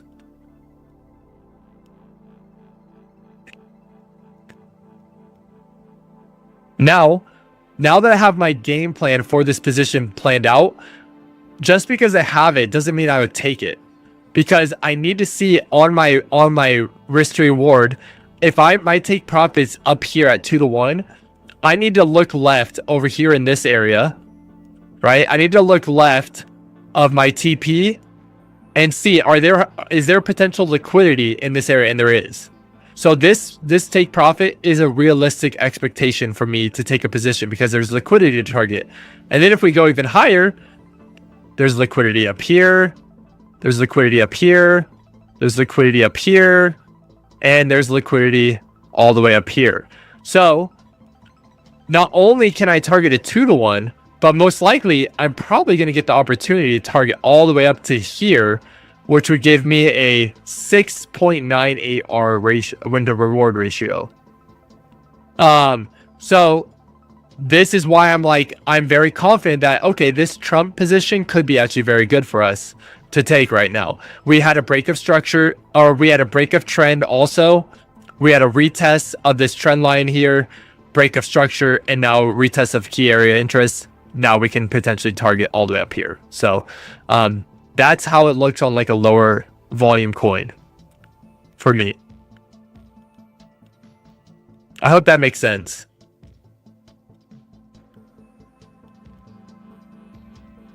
So just because you have, right, the confluences in your position, if we went to target a 2-to-1, but there was no peaks over here, right? There's nothing to target.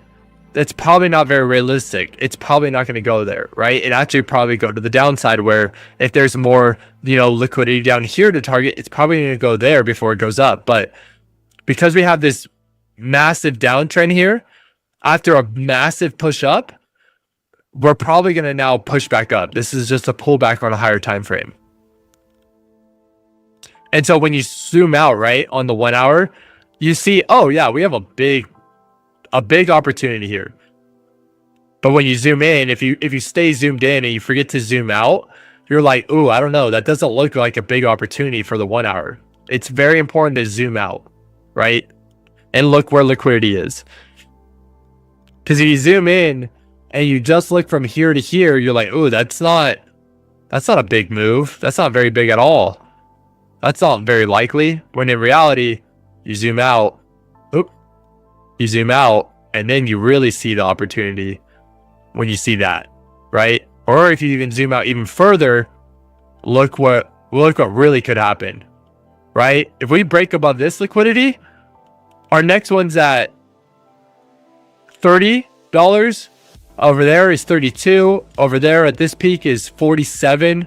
And then you have these peaks up here, right? So we have a lot of upside liquidity to target. So this long position on Trump could actually play out extremely well for us. So looking at the people that sold today, most likely are looking to buy again when low enough. Yes. Right? So market makers, right? The big money for Bitcoin, right?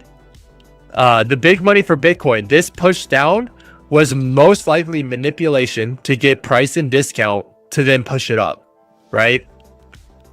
And that's something to learn, right? That's like SMC concepts, smart money concepts. Smart money pushed it down so they can get price and discount before they push it up. Because big money and the market makers, they're not going to buy at a premium. They want to buy where they want to buy, right? So as us, I don't have enough capital to push the market down. I don't. I'm a little fish. I'm a tiny little shrimp in the big ocean, right? So what do? I let the market makers move the market, and then I follow what they're doing, right? If they're moving the market down, I want to follow that. But if they're moving the market down just to then move it back up, I want to follow that too. Bots? No, like when I say market makers, I don't mean bots. I mean like Grayscale, BlackRock, the big ETFs, the people with billions and billions of dollars, right? Not bots. I mean people with massive amounts of capital.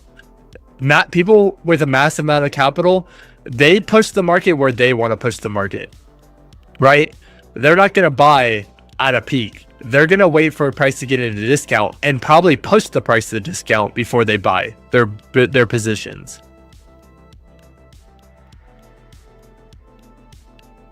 Actually, let me while we're kind of waiting for things to happen, we got 10 minutes.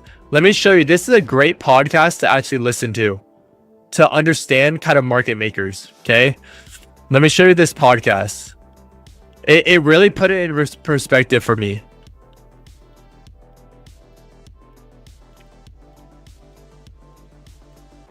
This podcast right here.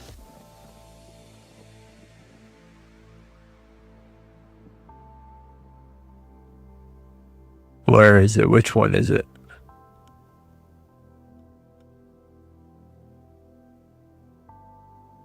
I think this guy right here. Yep, this guy. This podcast right here, I recommend checking out. Words of Wisdom and the Wall Street Trader. I will expose exactly how the market algorithm works. Check out this podcast. Watch it. It's an hour and a half. This guy was a market maker. He worked with market makers. He did it, and he kind of explains it, and it really put it into perspective for me. Another good one in this guy's podcast is this guy right here, Louis Borzolino. That's a good one, and also this guy too. These are really good podcasts to listen to.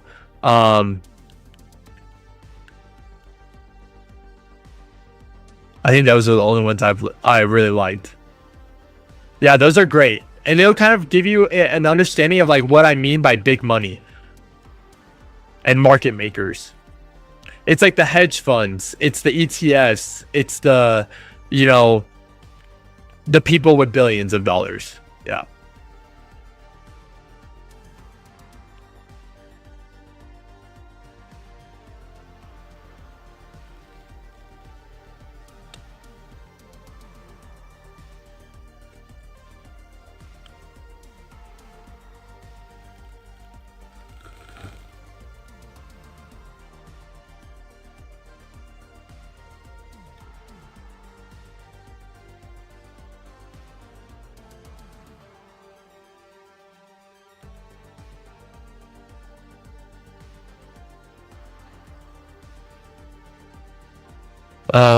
I just had someone ask me. I like the Einstein guy. Yeah, he's a Wall Street OG. That guy, I forget his name. But it's like the Einstein of Wall Street, I think, is what they kind of called him. But he's got great information on that podcast. But he's old school too, like super old school.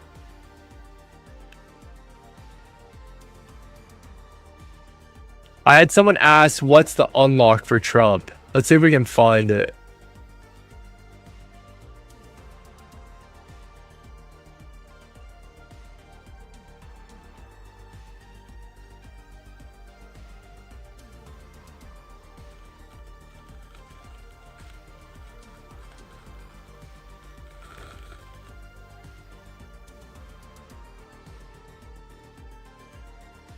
Here we go.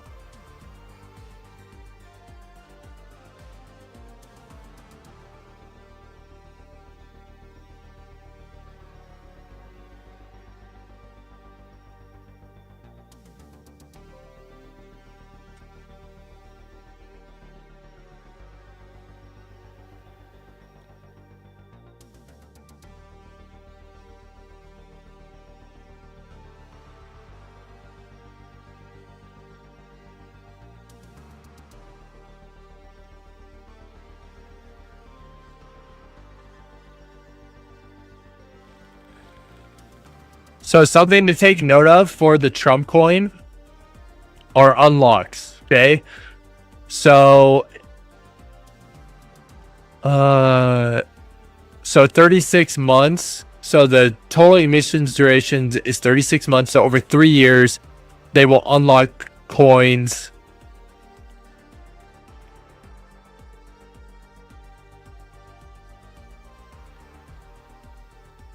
Public distribution 10. Okay.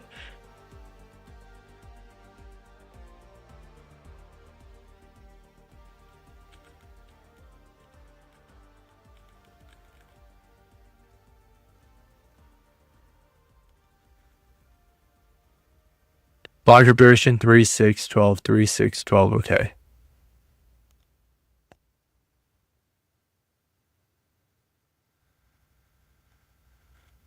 What are you using for a market or crypto scanner? I don't really use that. I don't really use a market or crypto scanner, to be honest. I really just kind of go off the candlestick charts.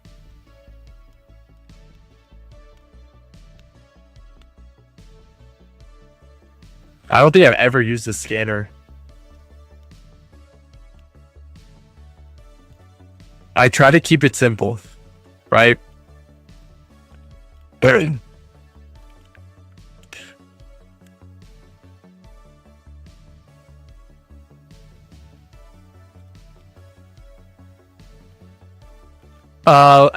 Let's check out Jupe real quick.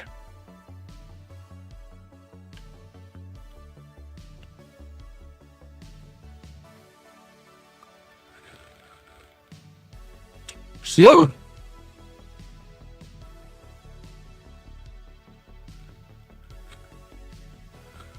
Ooh. I honestly don't know anything about scanners. I've never used them, never done any research on them. I don't really know. I'll just be honest with you.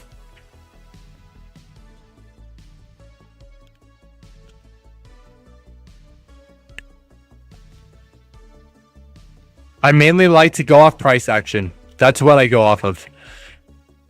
I think sometimes people gather too much information to make a position, when really you don't need that much.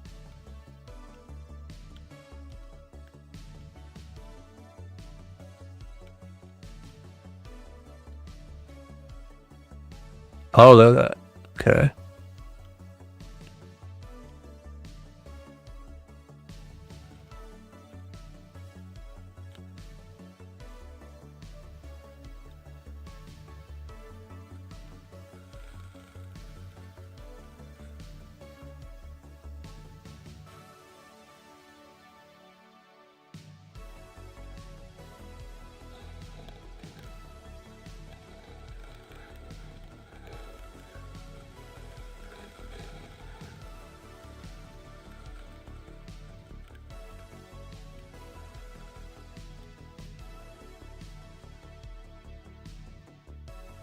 What are your thoughts on XRP in the long run? The tech looks promising.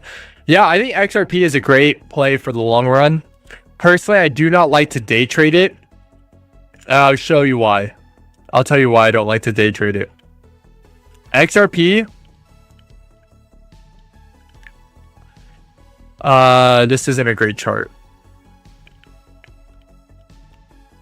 Let's go to TradingView real fast. I'll show you why I do not like to trade XRP.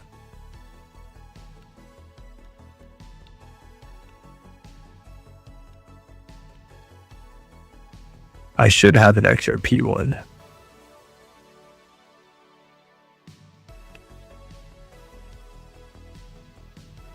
All right, we'll just do this one, and we'll change it to XRP. Do I have XRP? Let me get XRP real quick. We'll just do Binance.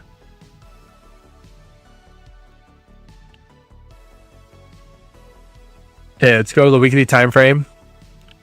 Hopefully this has enough information for, yes, it does. Okay, so if you look at XRP, when it has big moves up, it has violent moves down. Big move up, violent move down, right? Big move up, what do you think could come? Violent move down. XRP, I think, is great to spot hold. Like you spot buy down here, hold it, wait for it to get to a peak, sell off, right? Wait for it to have that violent correction, buy more. I don't like to day trade it because of these violent moves up. But I think XRP is great, a great asset for, like, if you're planning on holding for the next 5 to 10 years. I think XRP is like a top coin to hold in spot. But I do not like to day trade it because of how violent the moves are. It's a little too volatile for me, because it'll have, like, look over here in the past bull run, big move up, then literally went all the way back down to the lows. That's not normal, right? Massive move up, all the way back down to the lows. And it's like, whoa, that's like You can't work with that structure, right? No, it's not necessarily the value's low because the market cap is huge, right? It's a big market cap. Like, let's see, it's probably $150 billion market cap.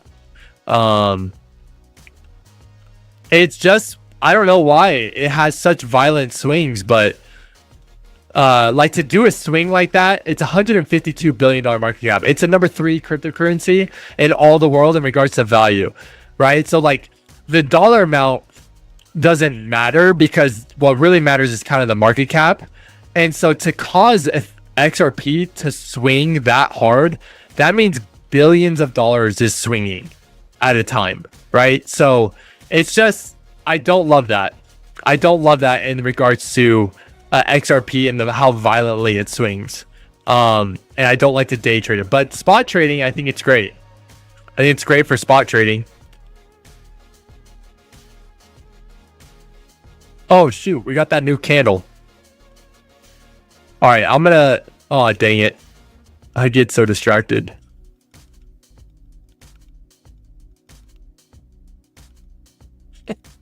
Amount in Trump.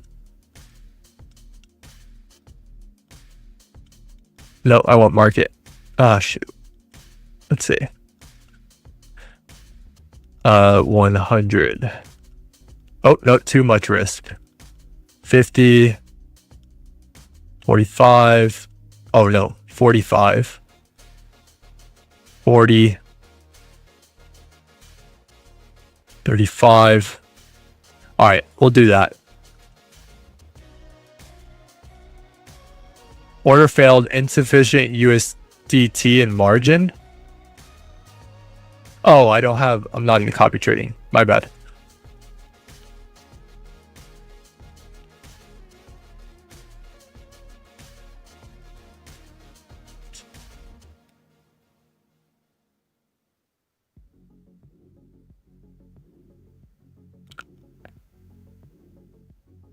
Yeah. Yeah. Oh, there we go. Okay. So we're a little higher than I wanted, but it's okay. Okay. And now let's move it to 2R.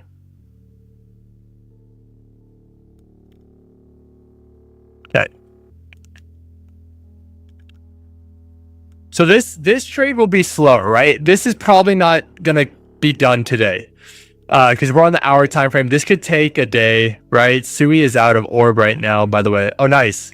I'm leaning more towards trading options. I know it's harder to master, but it has less probability of wiping your portfolio than futures. Yeah. I don't really know about options much. The thing about futures is that's why you use a stop loss, right? That's why we have the tool of a stop loss. And some people trade without stop losses. I do not recommend that. You should always trade with a stop loss, and that's how you minimize your risk, right? And you have your risk management. So like for us, we open this position, we're only risking $40. And that's comfortable risk for me. But we're targeting the 2R, right? So I'm gonna make this line here. Right now, I'm probably gonna be done. We're not gonna add to our trading with this. We're not gonna like take a Bitcoin position. We'll watch it. Maybe we'll do like a little simulated trade. But with this, well, I guess we do have margin. I just don't know if I want to take multiple positions at a time.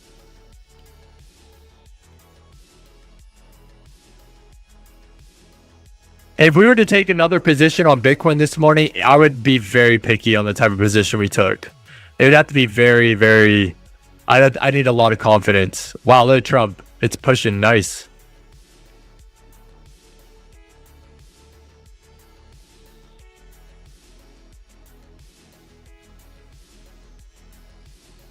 Nice thing for these hour time frame positions too.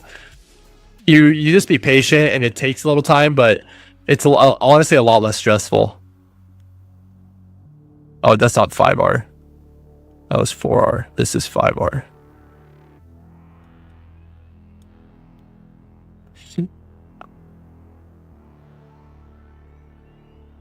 Yeah, Trump is looking like honestly a perfect setup right now. I'm actually really excited for this position.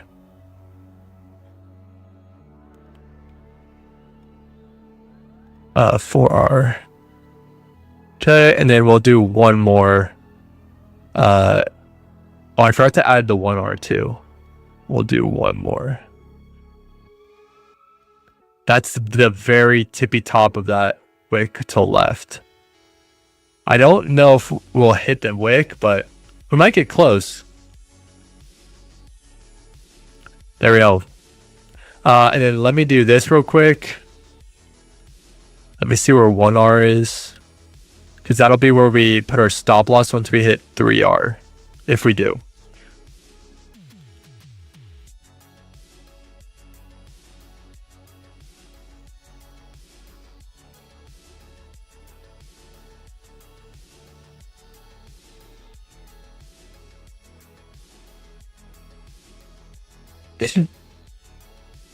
Isn't the time frame too tight?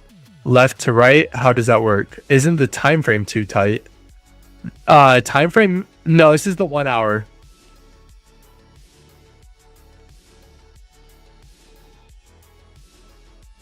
Left to right?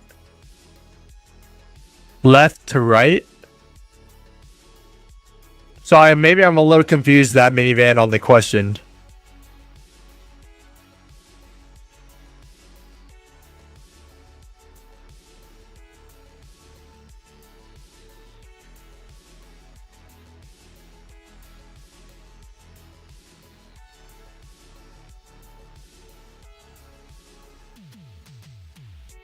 Right now on Trump, we're on the 1 hour time frame. We're not on a lower time frame. We're on the 1 hour.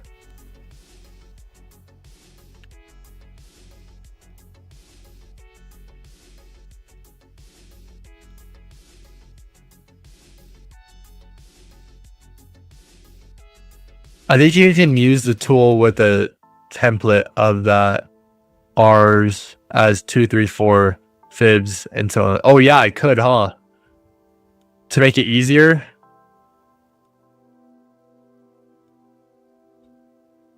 Check the Discord. Okay, I'll check the Discord right now.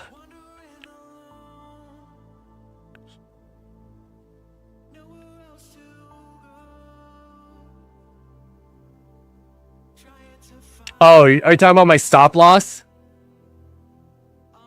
Oh, I see what you're saying. You're saying this is too tight. Yeah, like it'd probably look like this. But are you talking about the stop loss down here? Are you saying is this too tight? The stop loss is too tight, you're saying? So the no, you're good. You're good. So that's a good question. You're asking, is this too tight? Okay. So why did I put my stop loss here and not up here or not down here? The reason why I put my stop loss here, okay? This is an order block. Okay, what does that mean? The width, yes. Oh, the width. Yeah. That was just the way it puts. Right? It's not going to be this quick. It's probably going to be much longer to like get to that 2R. Yeah, it's probably going to look more like that. Maybe even wider than that, but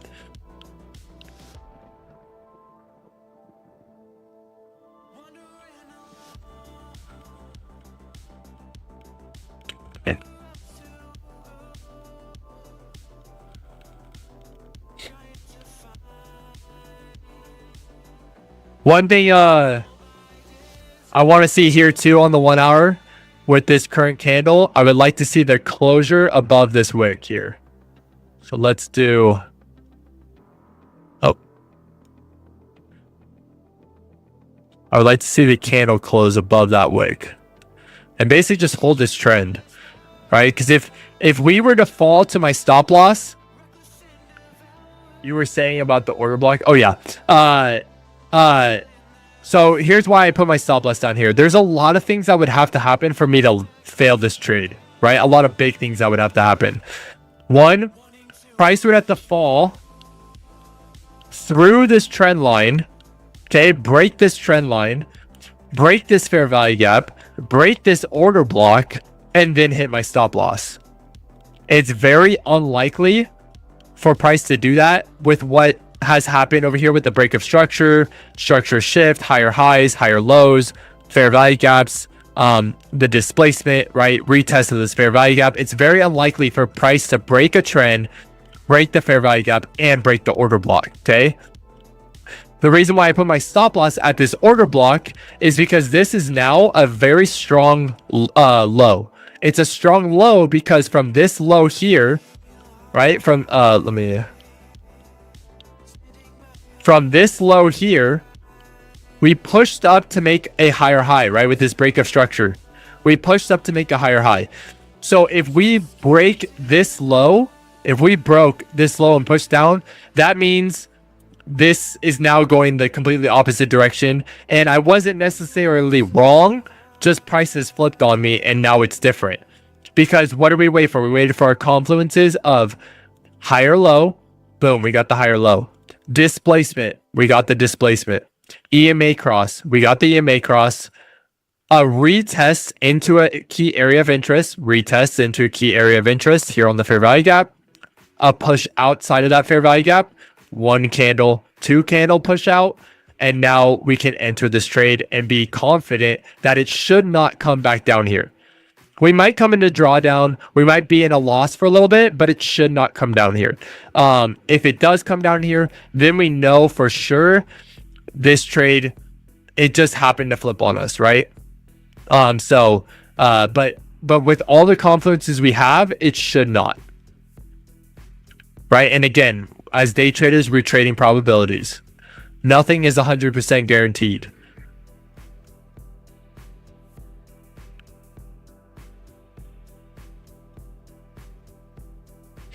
But I would want to see this hour candle push up and break this high for it to get really good confirmation.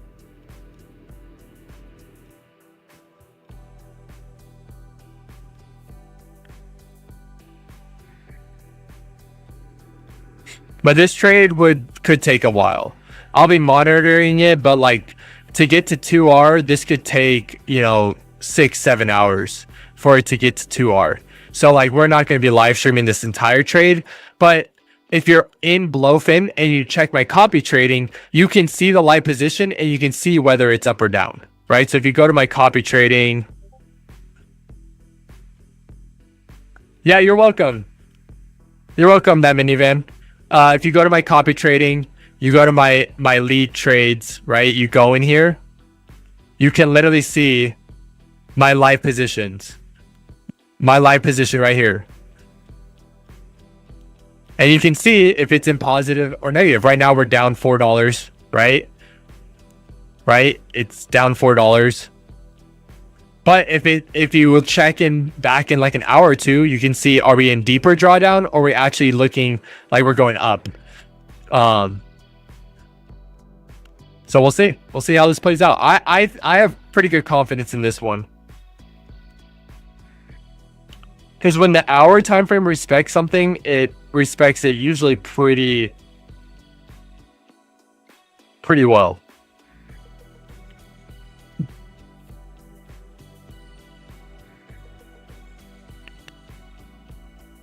And there's a lot of liquidity to target up here.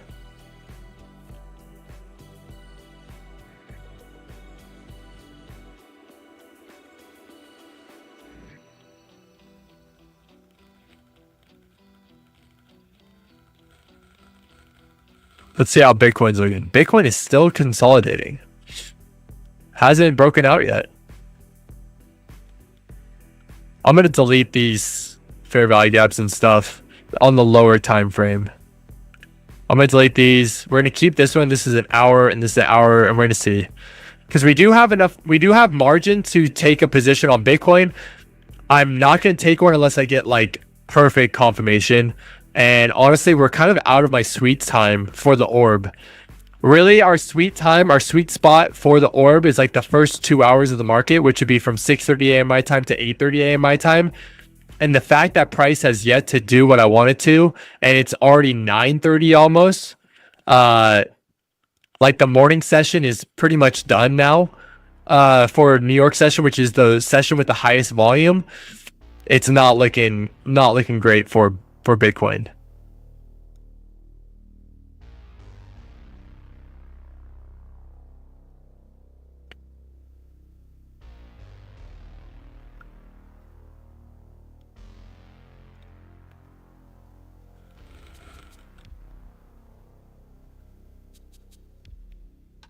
And we do have that red folder news. It's just the FOMC meeting minutes, but that it would be I'd say the one thing that could scare me a little bit on this Trump position. I don't know how red folder news would result for a lower cap meme coin. I mean, Trump is not that low cap, but it's still low cap.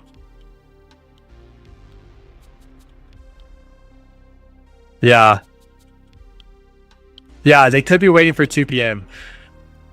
Which would mean that maybe all the volume will come post the news. So as morning sessions, it's consolidating, right? And by red folder news, well, honestly, with the red folder news, we'll probably see a big move in one direction and then a big move in the opposite direction. So maybe a big move down, then a big move up, or a big move up and then a big move down. That's usually what happens with the red folder news.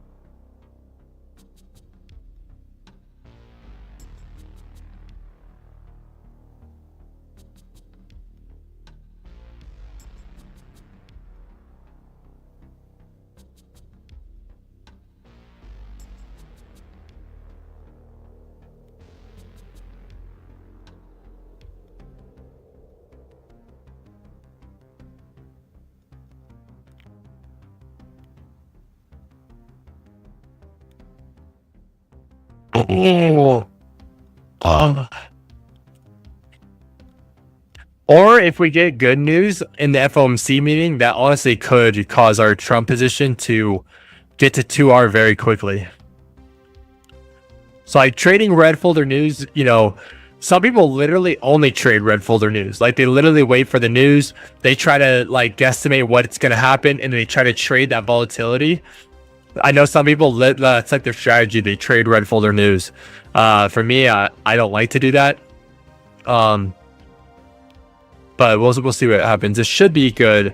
Even if there is some volatility swings here with red folder news, we should be still safe with our position set up with Trump.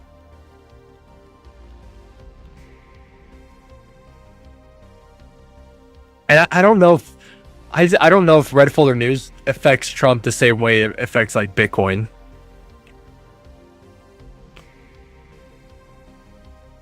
Or like the stocks and stuff.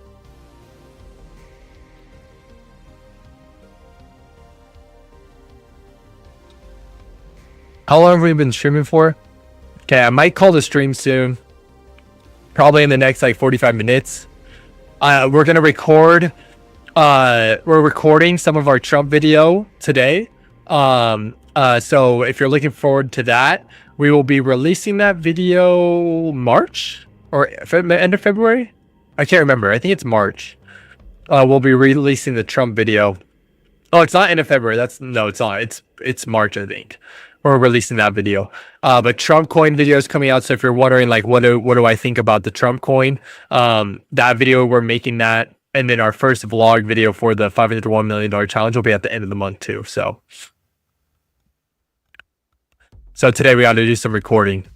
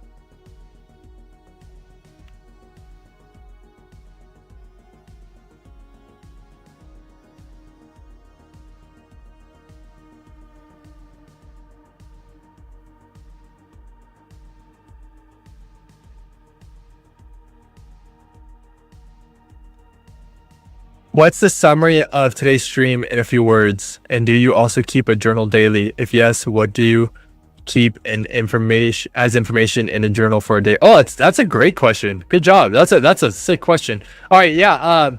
Summary of today. Summary of today in a few words. How can I summarize it? I think a summary today would be this. Because we lost our trade this morning does not mean we throw out our strategy. We stick to our strategy. We continue to it. It just happened to not play out in the probability we want. And why do I say that?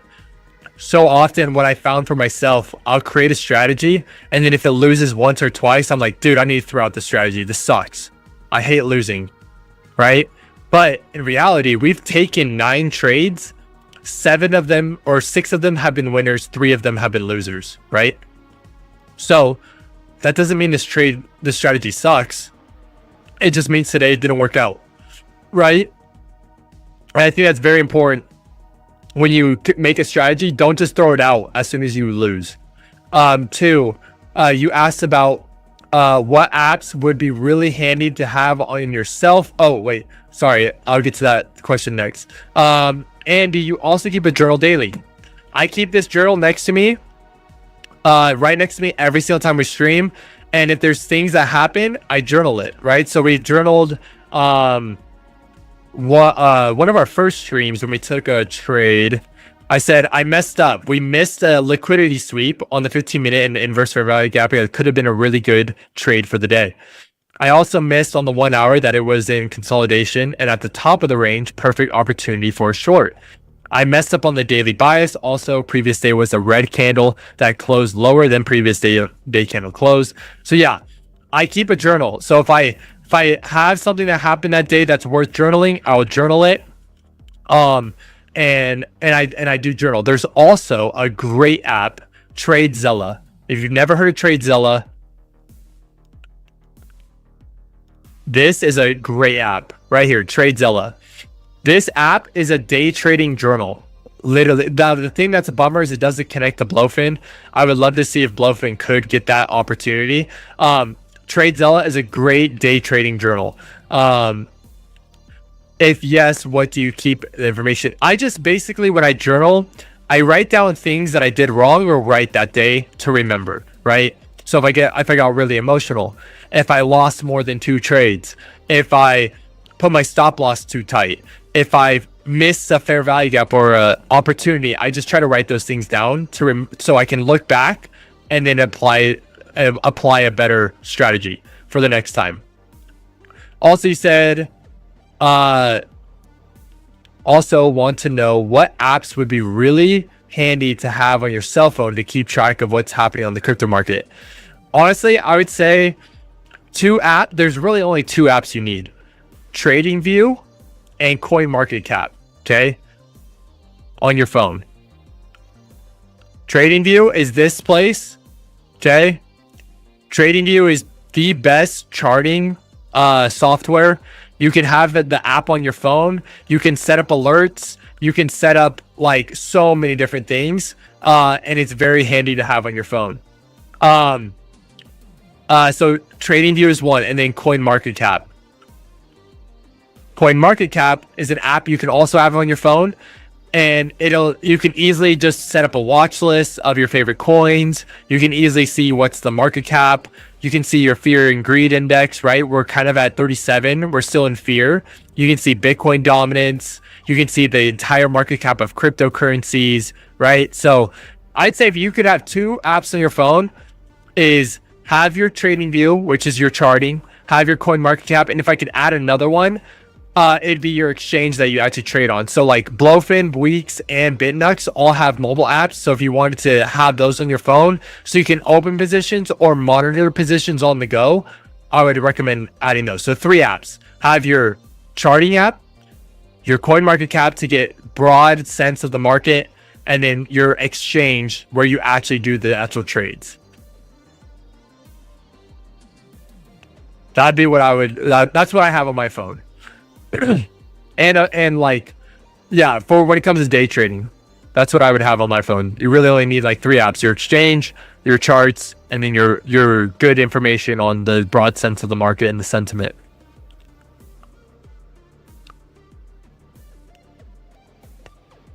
So the Trump coin on the hour time frame, it looks like it's pushing down a little bit. We'll see what happens here. But again, this is a long trade, so I mean, this hour candle still has 30 minutes to go, right? So it's got a lot to still do. And nice thing about altcoins, right? If Bitcoin's trending up, right? Altcoins should trend up too in that same direction. Like Solana broke structure, but the fact that Bitcoin is starting to create bullish structure, potentially, right? If it breaks above this orb and breaks these highs to the left here on like the 1 hour time frame, if it starts to run up and break these highs, we could see Solana flip that bear structure, right? One thing too I see on Bitcoin, man, there's so many drawings here. I'm gonna delete these real fast. Okay, we'll add them back once I'm done. I want to show you guys something real quick that I see. Oh, I just deleted an indicator. I want to show you guys something on the chart that I'm seeing that's also important for the 1 hour time frame. Okay, another thing that's important. Let's delete this guy too. Look at what you see here. Look at what I see. What do I see? Where's my tool?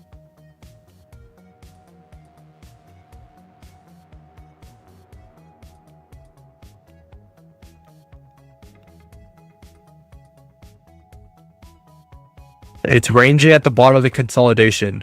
Where would price go? To the other side of consolidation, right? It took out weekly low wicks. Where is price most likely going to go after it takes out lower lows? Probably to the upside. So we're ranging in this consolidation, right? We hit these lows. We failed to push outside of the low of the consolidation. We're probably going to go up to retest the top of the consolidation. And hopefully on this retest, we can break out. We can break out of this consolidation on Bitcoin. That'd be very, very nice to do. But yeah, we're right now ranging on the 1 hour time frame. We tap the bottom. Look what it does when it taps the bottom. It goes to the other side. When it taps the top, look what it does. It goes to the other side. When it taps the bottom, it's probably going to go to the other side here. Right? So that's something important too to take note of with this Bitcoin right now. It's consolidating.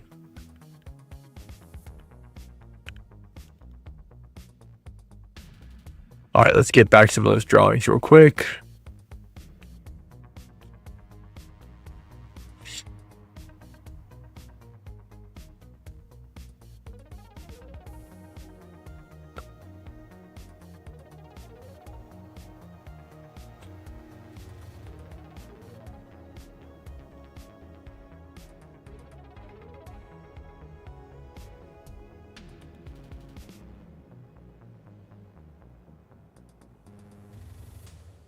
Fair value gap and an inverse fair value gap.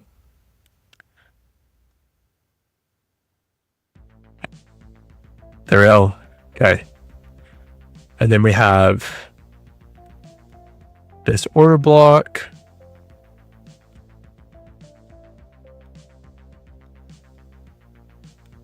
And we also have this big order block up here. Or, yeah, let's do that for now. Actually, I have this massive inverse fair value gap. Oh, look at that. Let's go target that. Okay. I wanted to show you guys that real fast. So we're probably heading to the top of the range. Thanks. Yeah, 2 p.m. going to make Trump shift up or down. We'll see, I guess. Yep.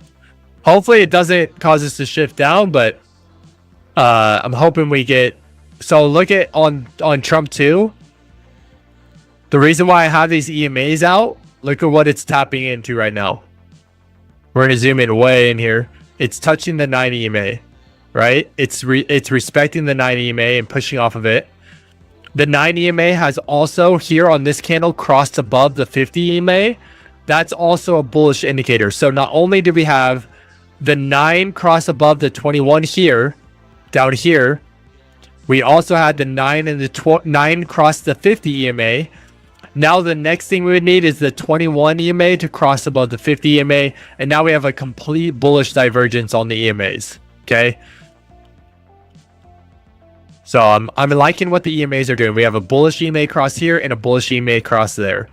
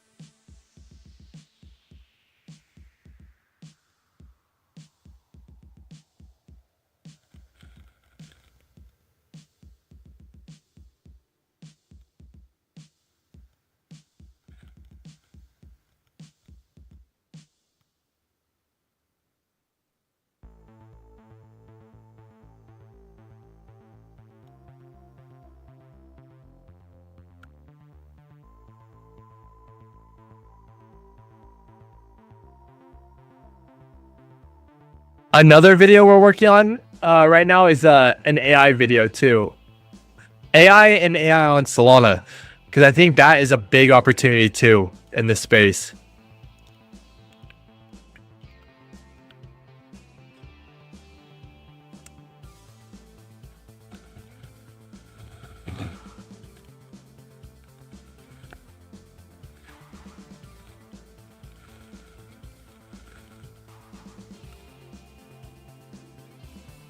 Yeah, Bitcoin's still ranging in that orb. Bummer thing is that at noon, I have to shift to my IRL job.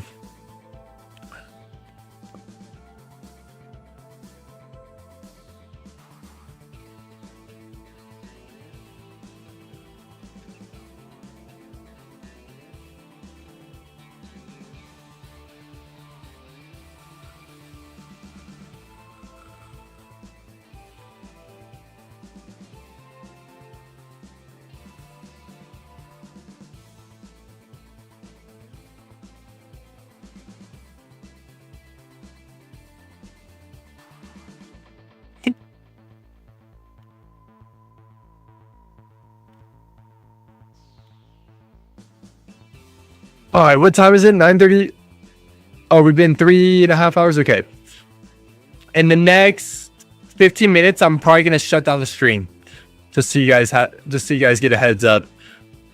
But you can still monitor all the positions. I'll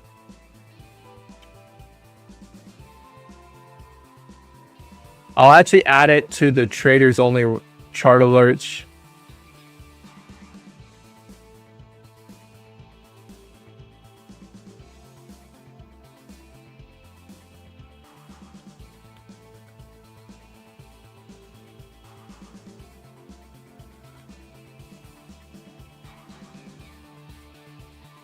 Let me see. Oh shoot, I just realized I didn't have.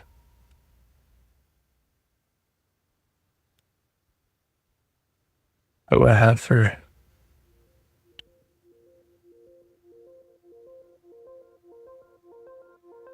Oh, then.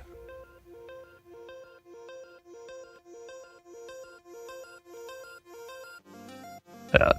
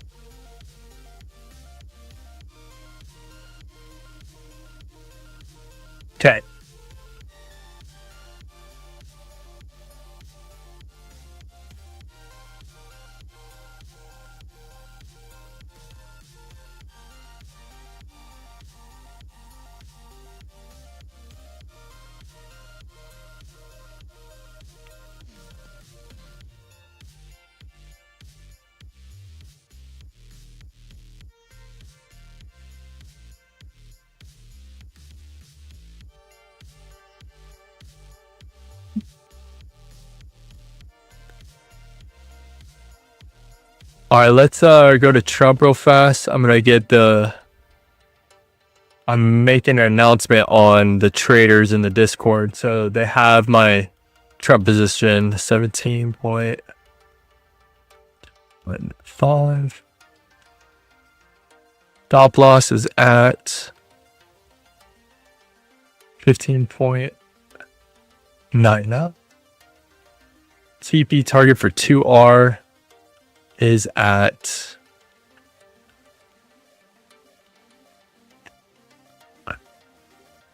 19.678.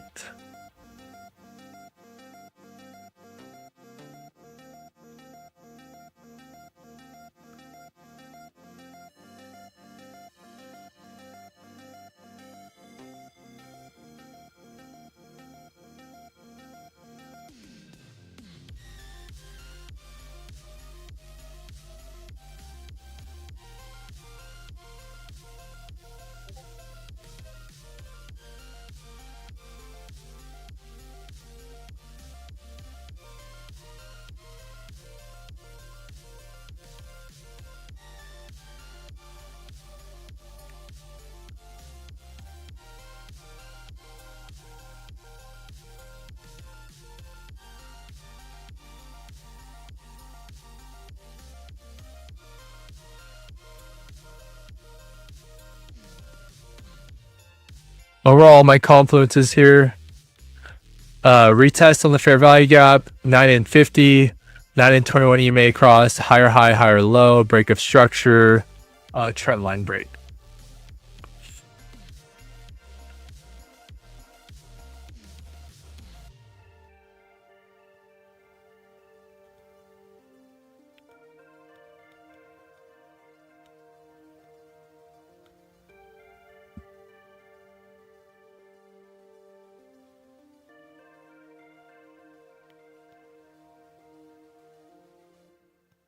Let's zoom out. Let's give him the big picture.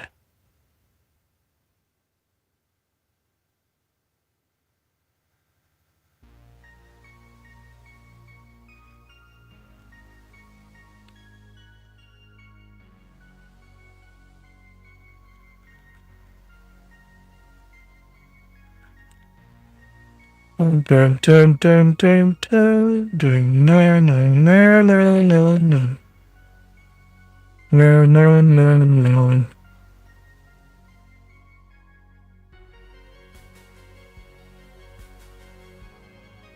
Okay.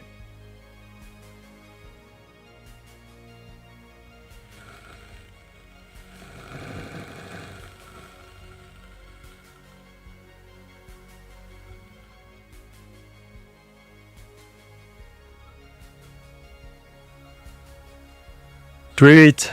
Okay. There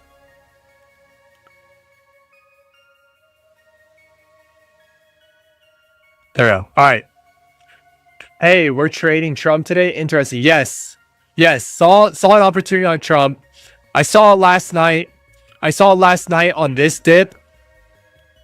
I didn't do anything with it, but I saw it on this dip, and then I woke up to seeing it this push up, which I thought was interesting. And so then I saw all my confluences, break of structure, EMA cross, break of structure, right, higher low, higher high, fair value gap created, retest, push out, break of trend line here, retest of the trend line and a push up, potential retest of a trend line too before we push up. But yeah, the Trump is looking like a nice setup, right? And even if you zoom out here, we have a double equal lows from this low to this low, equal lows, and a lot of liquidity to target. So I think it's a good setup. And if you look below Trump, there's like no liquidity to the target. So this would indicate for me that there's not much place for it to go. Now it could just keep falling, right? It could just keep falling down. But when you look at to the upside, liquidity acts as a magnet, right? Liquidity will pull price to where it needs to go. So all these stop losses up here that people have on this downtrend, magnet, that would be a magnet for price to get pulled up to these highs if it were to get pushed lower again, right? It's going to want to take that liquidity before it pushes lower. So I think we're at a solid spot. But then if it breaks to our high up here, the 6R, and if it pushes up higher, then we have all this liquidity to target, right? Then there's a crap ton of liquidity to target over here, right? So and you have this big break of trend on this push up, right? Higher break of trend there, correction, push up, right?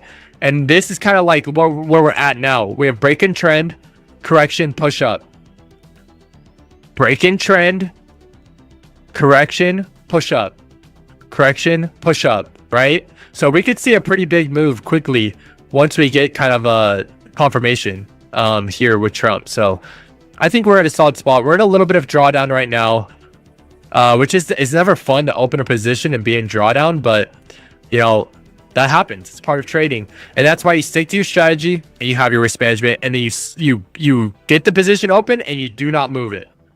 Right? I'm not touching this. I'm not moving my stop loss.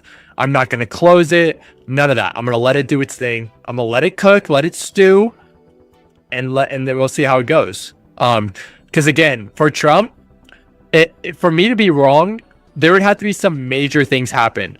We'd have to break structure.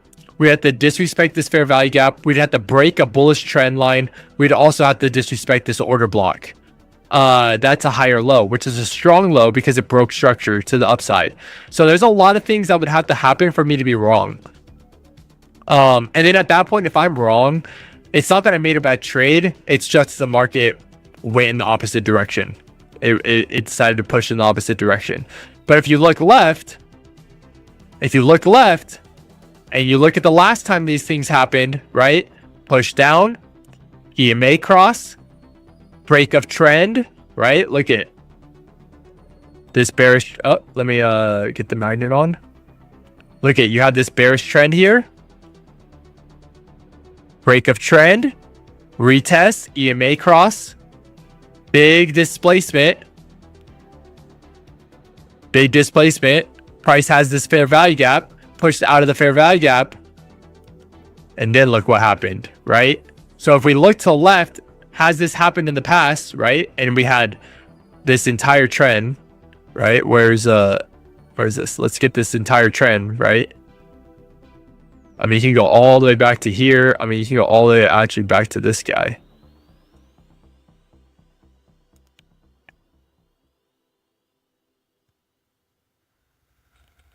Right? Break of trend, big displacement, push down, then a massive push up, right? It looks almost identical. It looks almost identical to what happened over here. Big push up, big bearish trend line, break of trend, this big displacement, retest in a key area, pushing out of that key area, and should now push up. So we can look left to see, does this work? Has this worked in the past, right? Has it worked in the past? And it has. So I think we're at a good spot.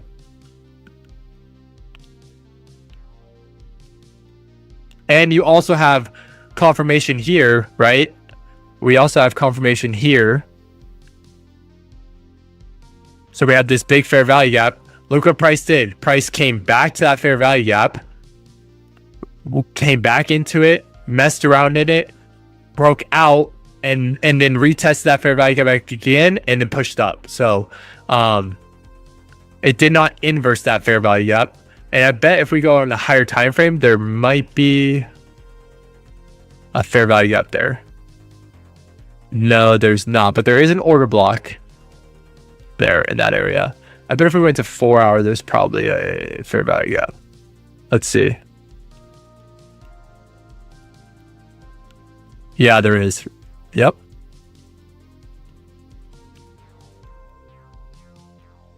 Look at that. 4 hour fair value gap.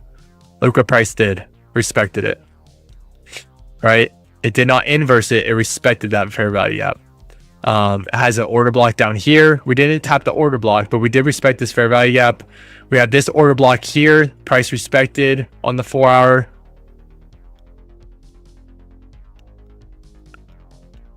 Oh, nope. Right? Price respected this order block. So it's looking good. And we have a fair value gap here on the 4 hour. Look what price did on that fair value gap. Hit it, pushed up, right? Now we're not basing our trade off the 4 hour, but if we zoom out, we're getting confluences too on the 4 hour. Right? And then something great that would happen, that'd be a good, really good confluence for us, is if the 4 hour EMA 9 and 20, 9 and 21 cross too. That'd be a really good confluence for us. And we get a new 4 hour in 2 hours. So we'll see how that plays out, which would be when we get that red folder news too. So, but let's move this back for the 1 hour time frame, because that's what our trade's based off of, not the 4 hour.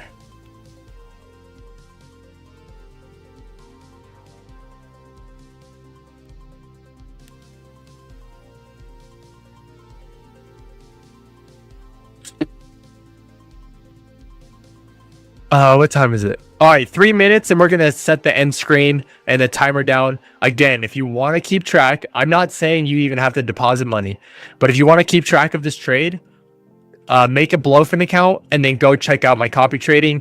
None of it should be secret. You should all be able to see it, and you can see my live position. So you can go throughout the day and go see, am I negative or positive? Like, it's all live. If you're ready, you go to this this tab up here, copy trading. Open that tab. Fine. You can go to all traders, or I'm actually on the leaderboard, I think. Yep, I'm on the leaderboard. So go to the leaderboard and then tap in 500. Just type in the number, the $ 500. You'll see me right there. Click view. Then once you come in here, click current positions. Boom. You can see my live position. It's not super accurate, right? Because we're not negative $9 right now. We're negative. Oh, we are negative $9 right now. Okay. So it is accurate. This is my current position. You can see my leverage. You can see, did I buy or did I sell? Did I do a short or long? So if it's a buy, that means I longed it. If it's a sell, that means I shorted it. You can see what contract I did, which is Trump. You can see my entry price and my mark price, right? So all of it's super transparent. That's why I'm doing it this way. So go check it out. And go make an account, and then you can keep tabs of my trades. Literally, it's super transparent.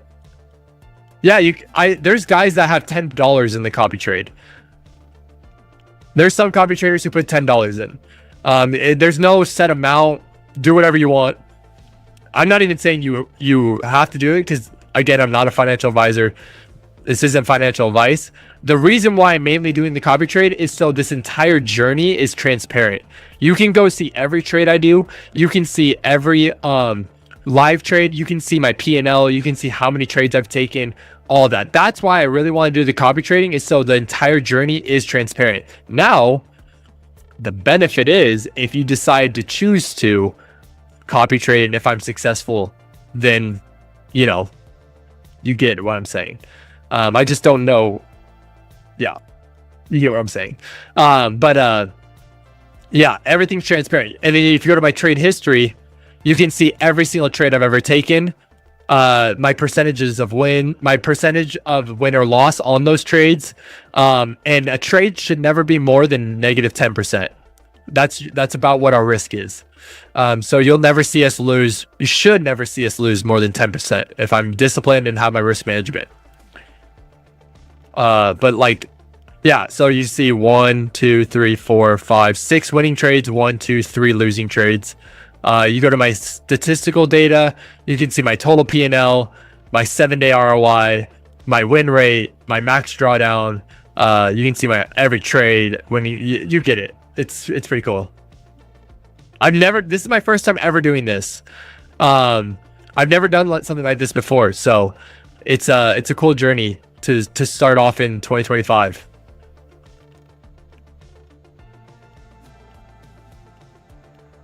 I've never done something like this before. So first time. You guys are going to be, the reason why I'm doing this, right, is to sharpen my skills as a trader.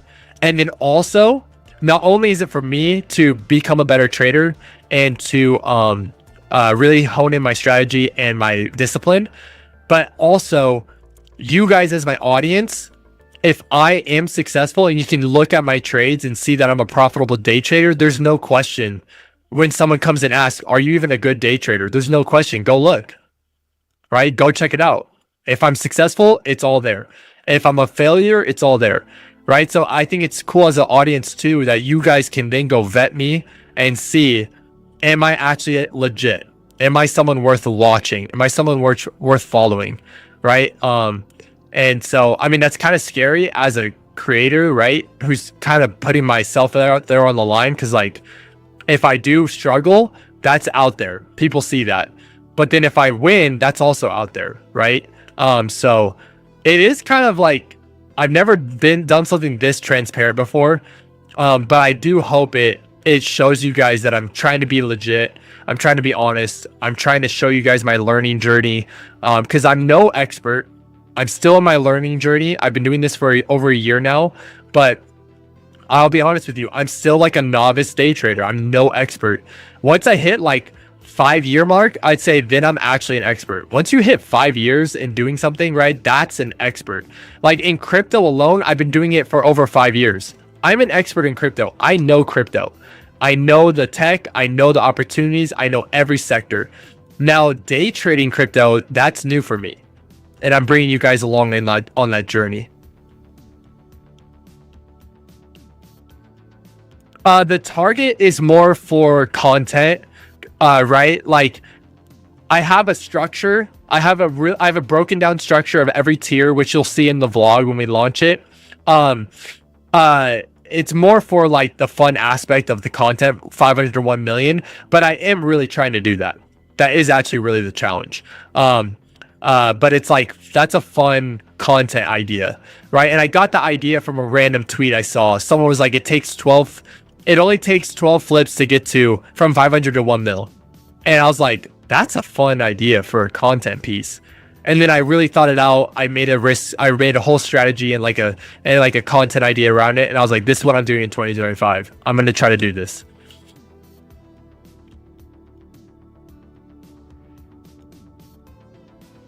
All right, guys, I'm going to have to shut down the stream now. I will be streaming tomorrow morning again. And, yeah, we might not stream on Friday. I have my brother in town and my niece and my sister-in-law. And so I might want to just hang out with them, and I'll still probably trade early in the morning, but I might not stream. Or if I do stream, it'll be like a really quick one, like maybe hour and a half, maybe a 2-hour stream, but if they're not awake yet. So if anything, I'll trade on Friday, but I might not stream on Friday, just so you guys are aware, because I have family in town. I want to give them proper time, and I haven't seen them in a while. So but I will be streaming tomorrow morning. Thank you for the stream, buddy. Heck yeah, dude. I love it. I hope you guys are having fun. I have fun doing this. That's why I do it. I really do enjoy it. And we got like 151 people right now watching. So like it's really cool to see how I've grown. Before we used to only get like 20 viewers. Now we get 150 plus, like 200 every stream. Yeah. That minivan, thank you for hanging out. Crypto Tika, thank you so much for hanging out. Perry P, thank you so much for hanging out. Oscar, who else was here? Oscar, Eon, Real C Bear. I can't see the rest, but I know there was more this morning. Guys, thank you so much for being here. Thank you for showing love. Thank you for chatting. I love this, man. Y'all are maniacs. I really appreciate everything you guys do to support me and show up to this stuff. And I hope you're enjoying the content. I mean, the journey's just starting. We're not even a month in. Sub if you can. Subscribe, follow, like, all that's super appreciated. But thank you guys. I will see you tomorrow morning, and I'll see you probably in the Discord too if you're in there. All right, everyone. Let me make sure I get my timer ready. I'll see you guys tomorrow.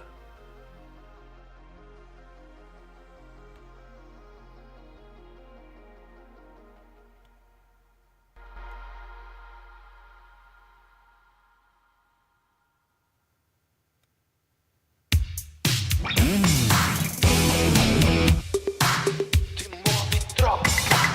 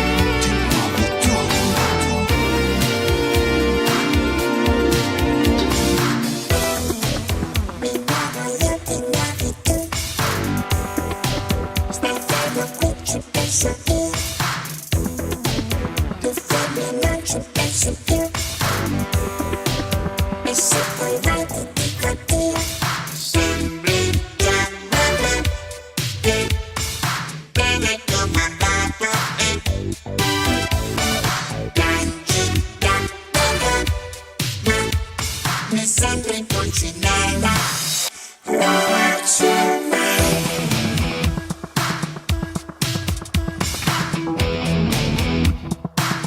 Ragione.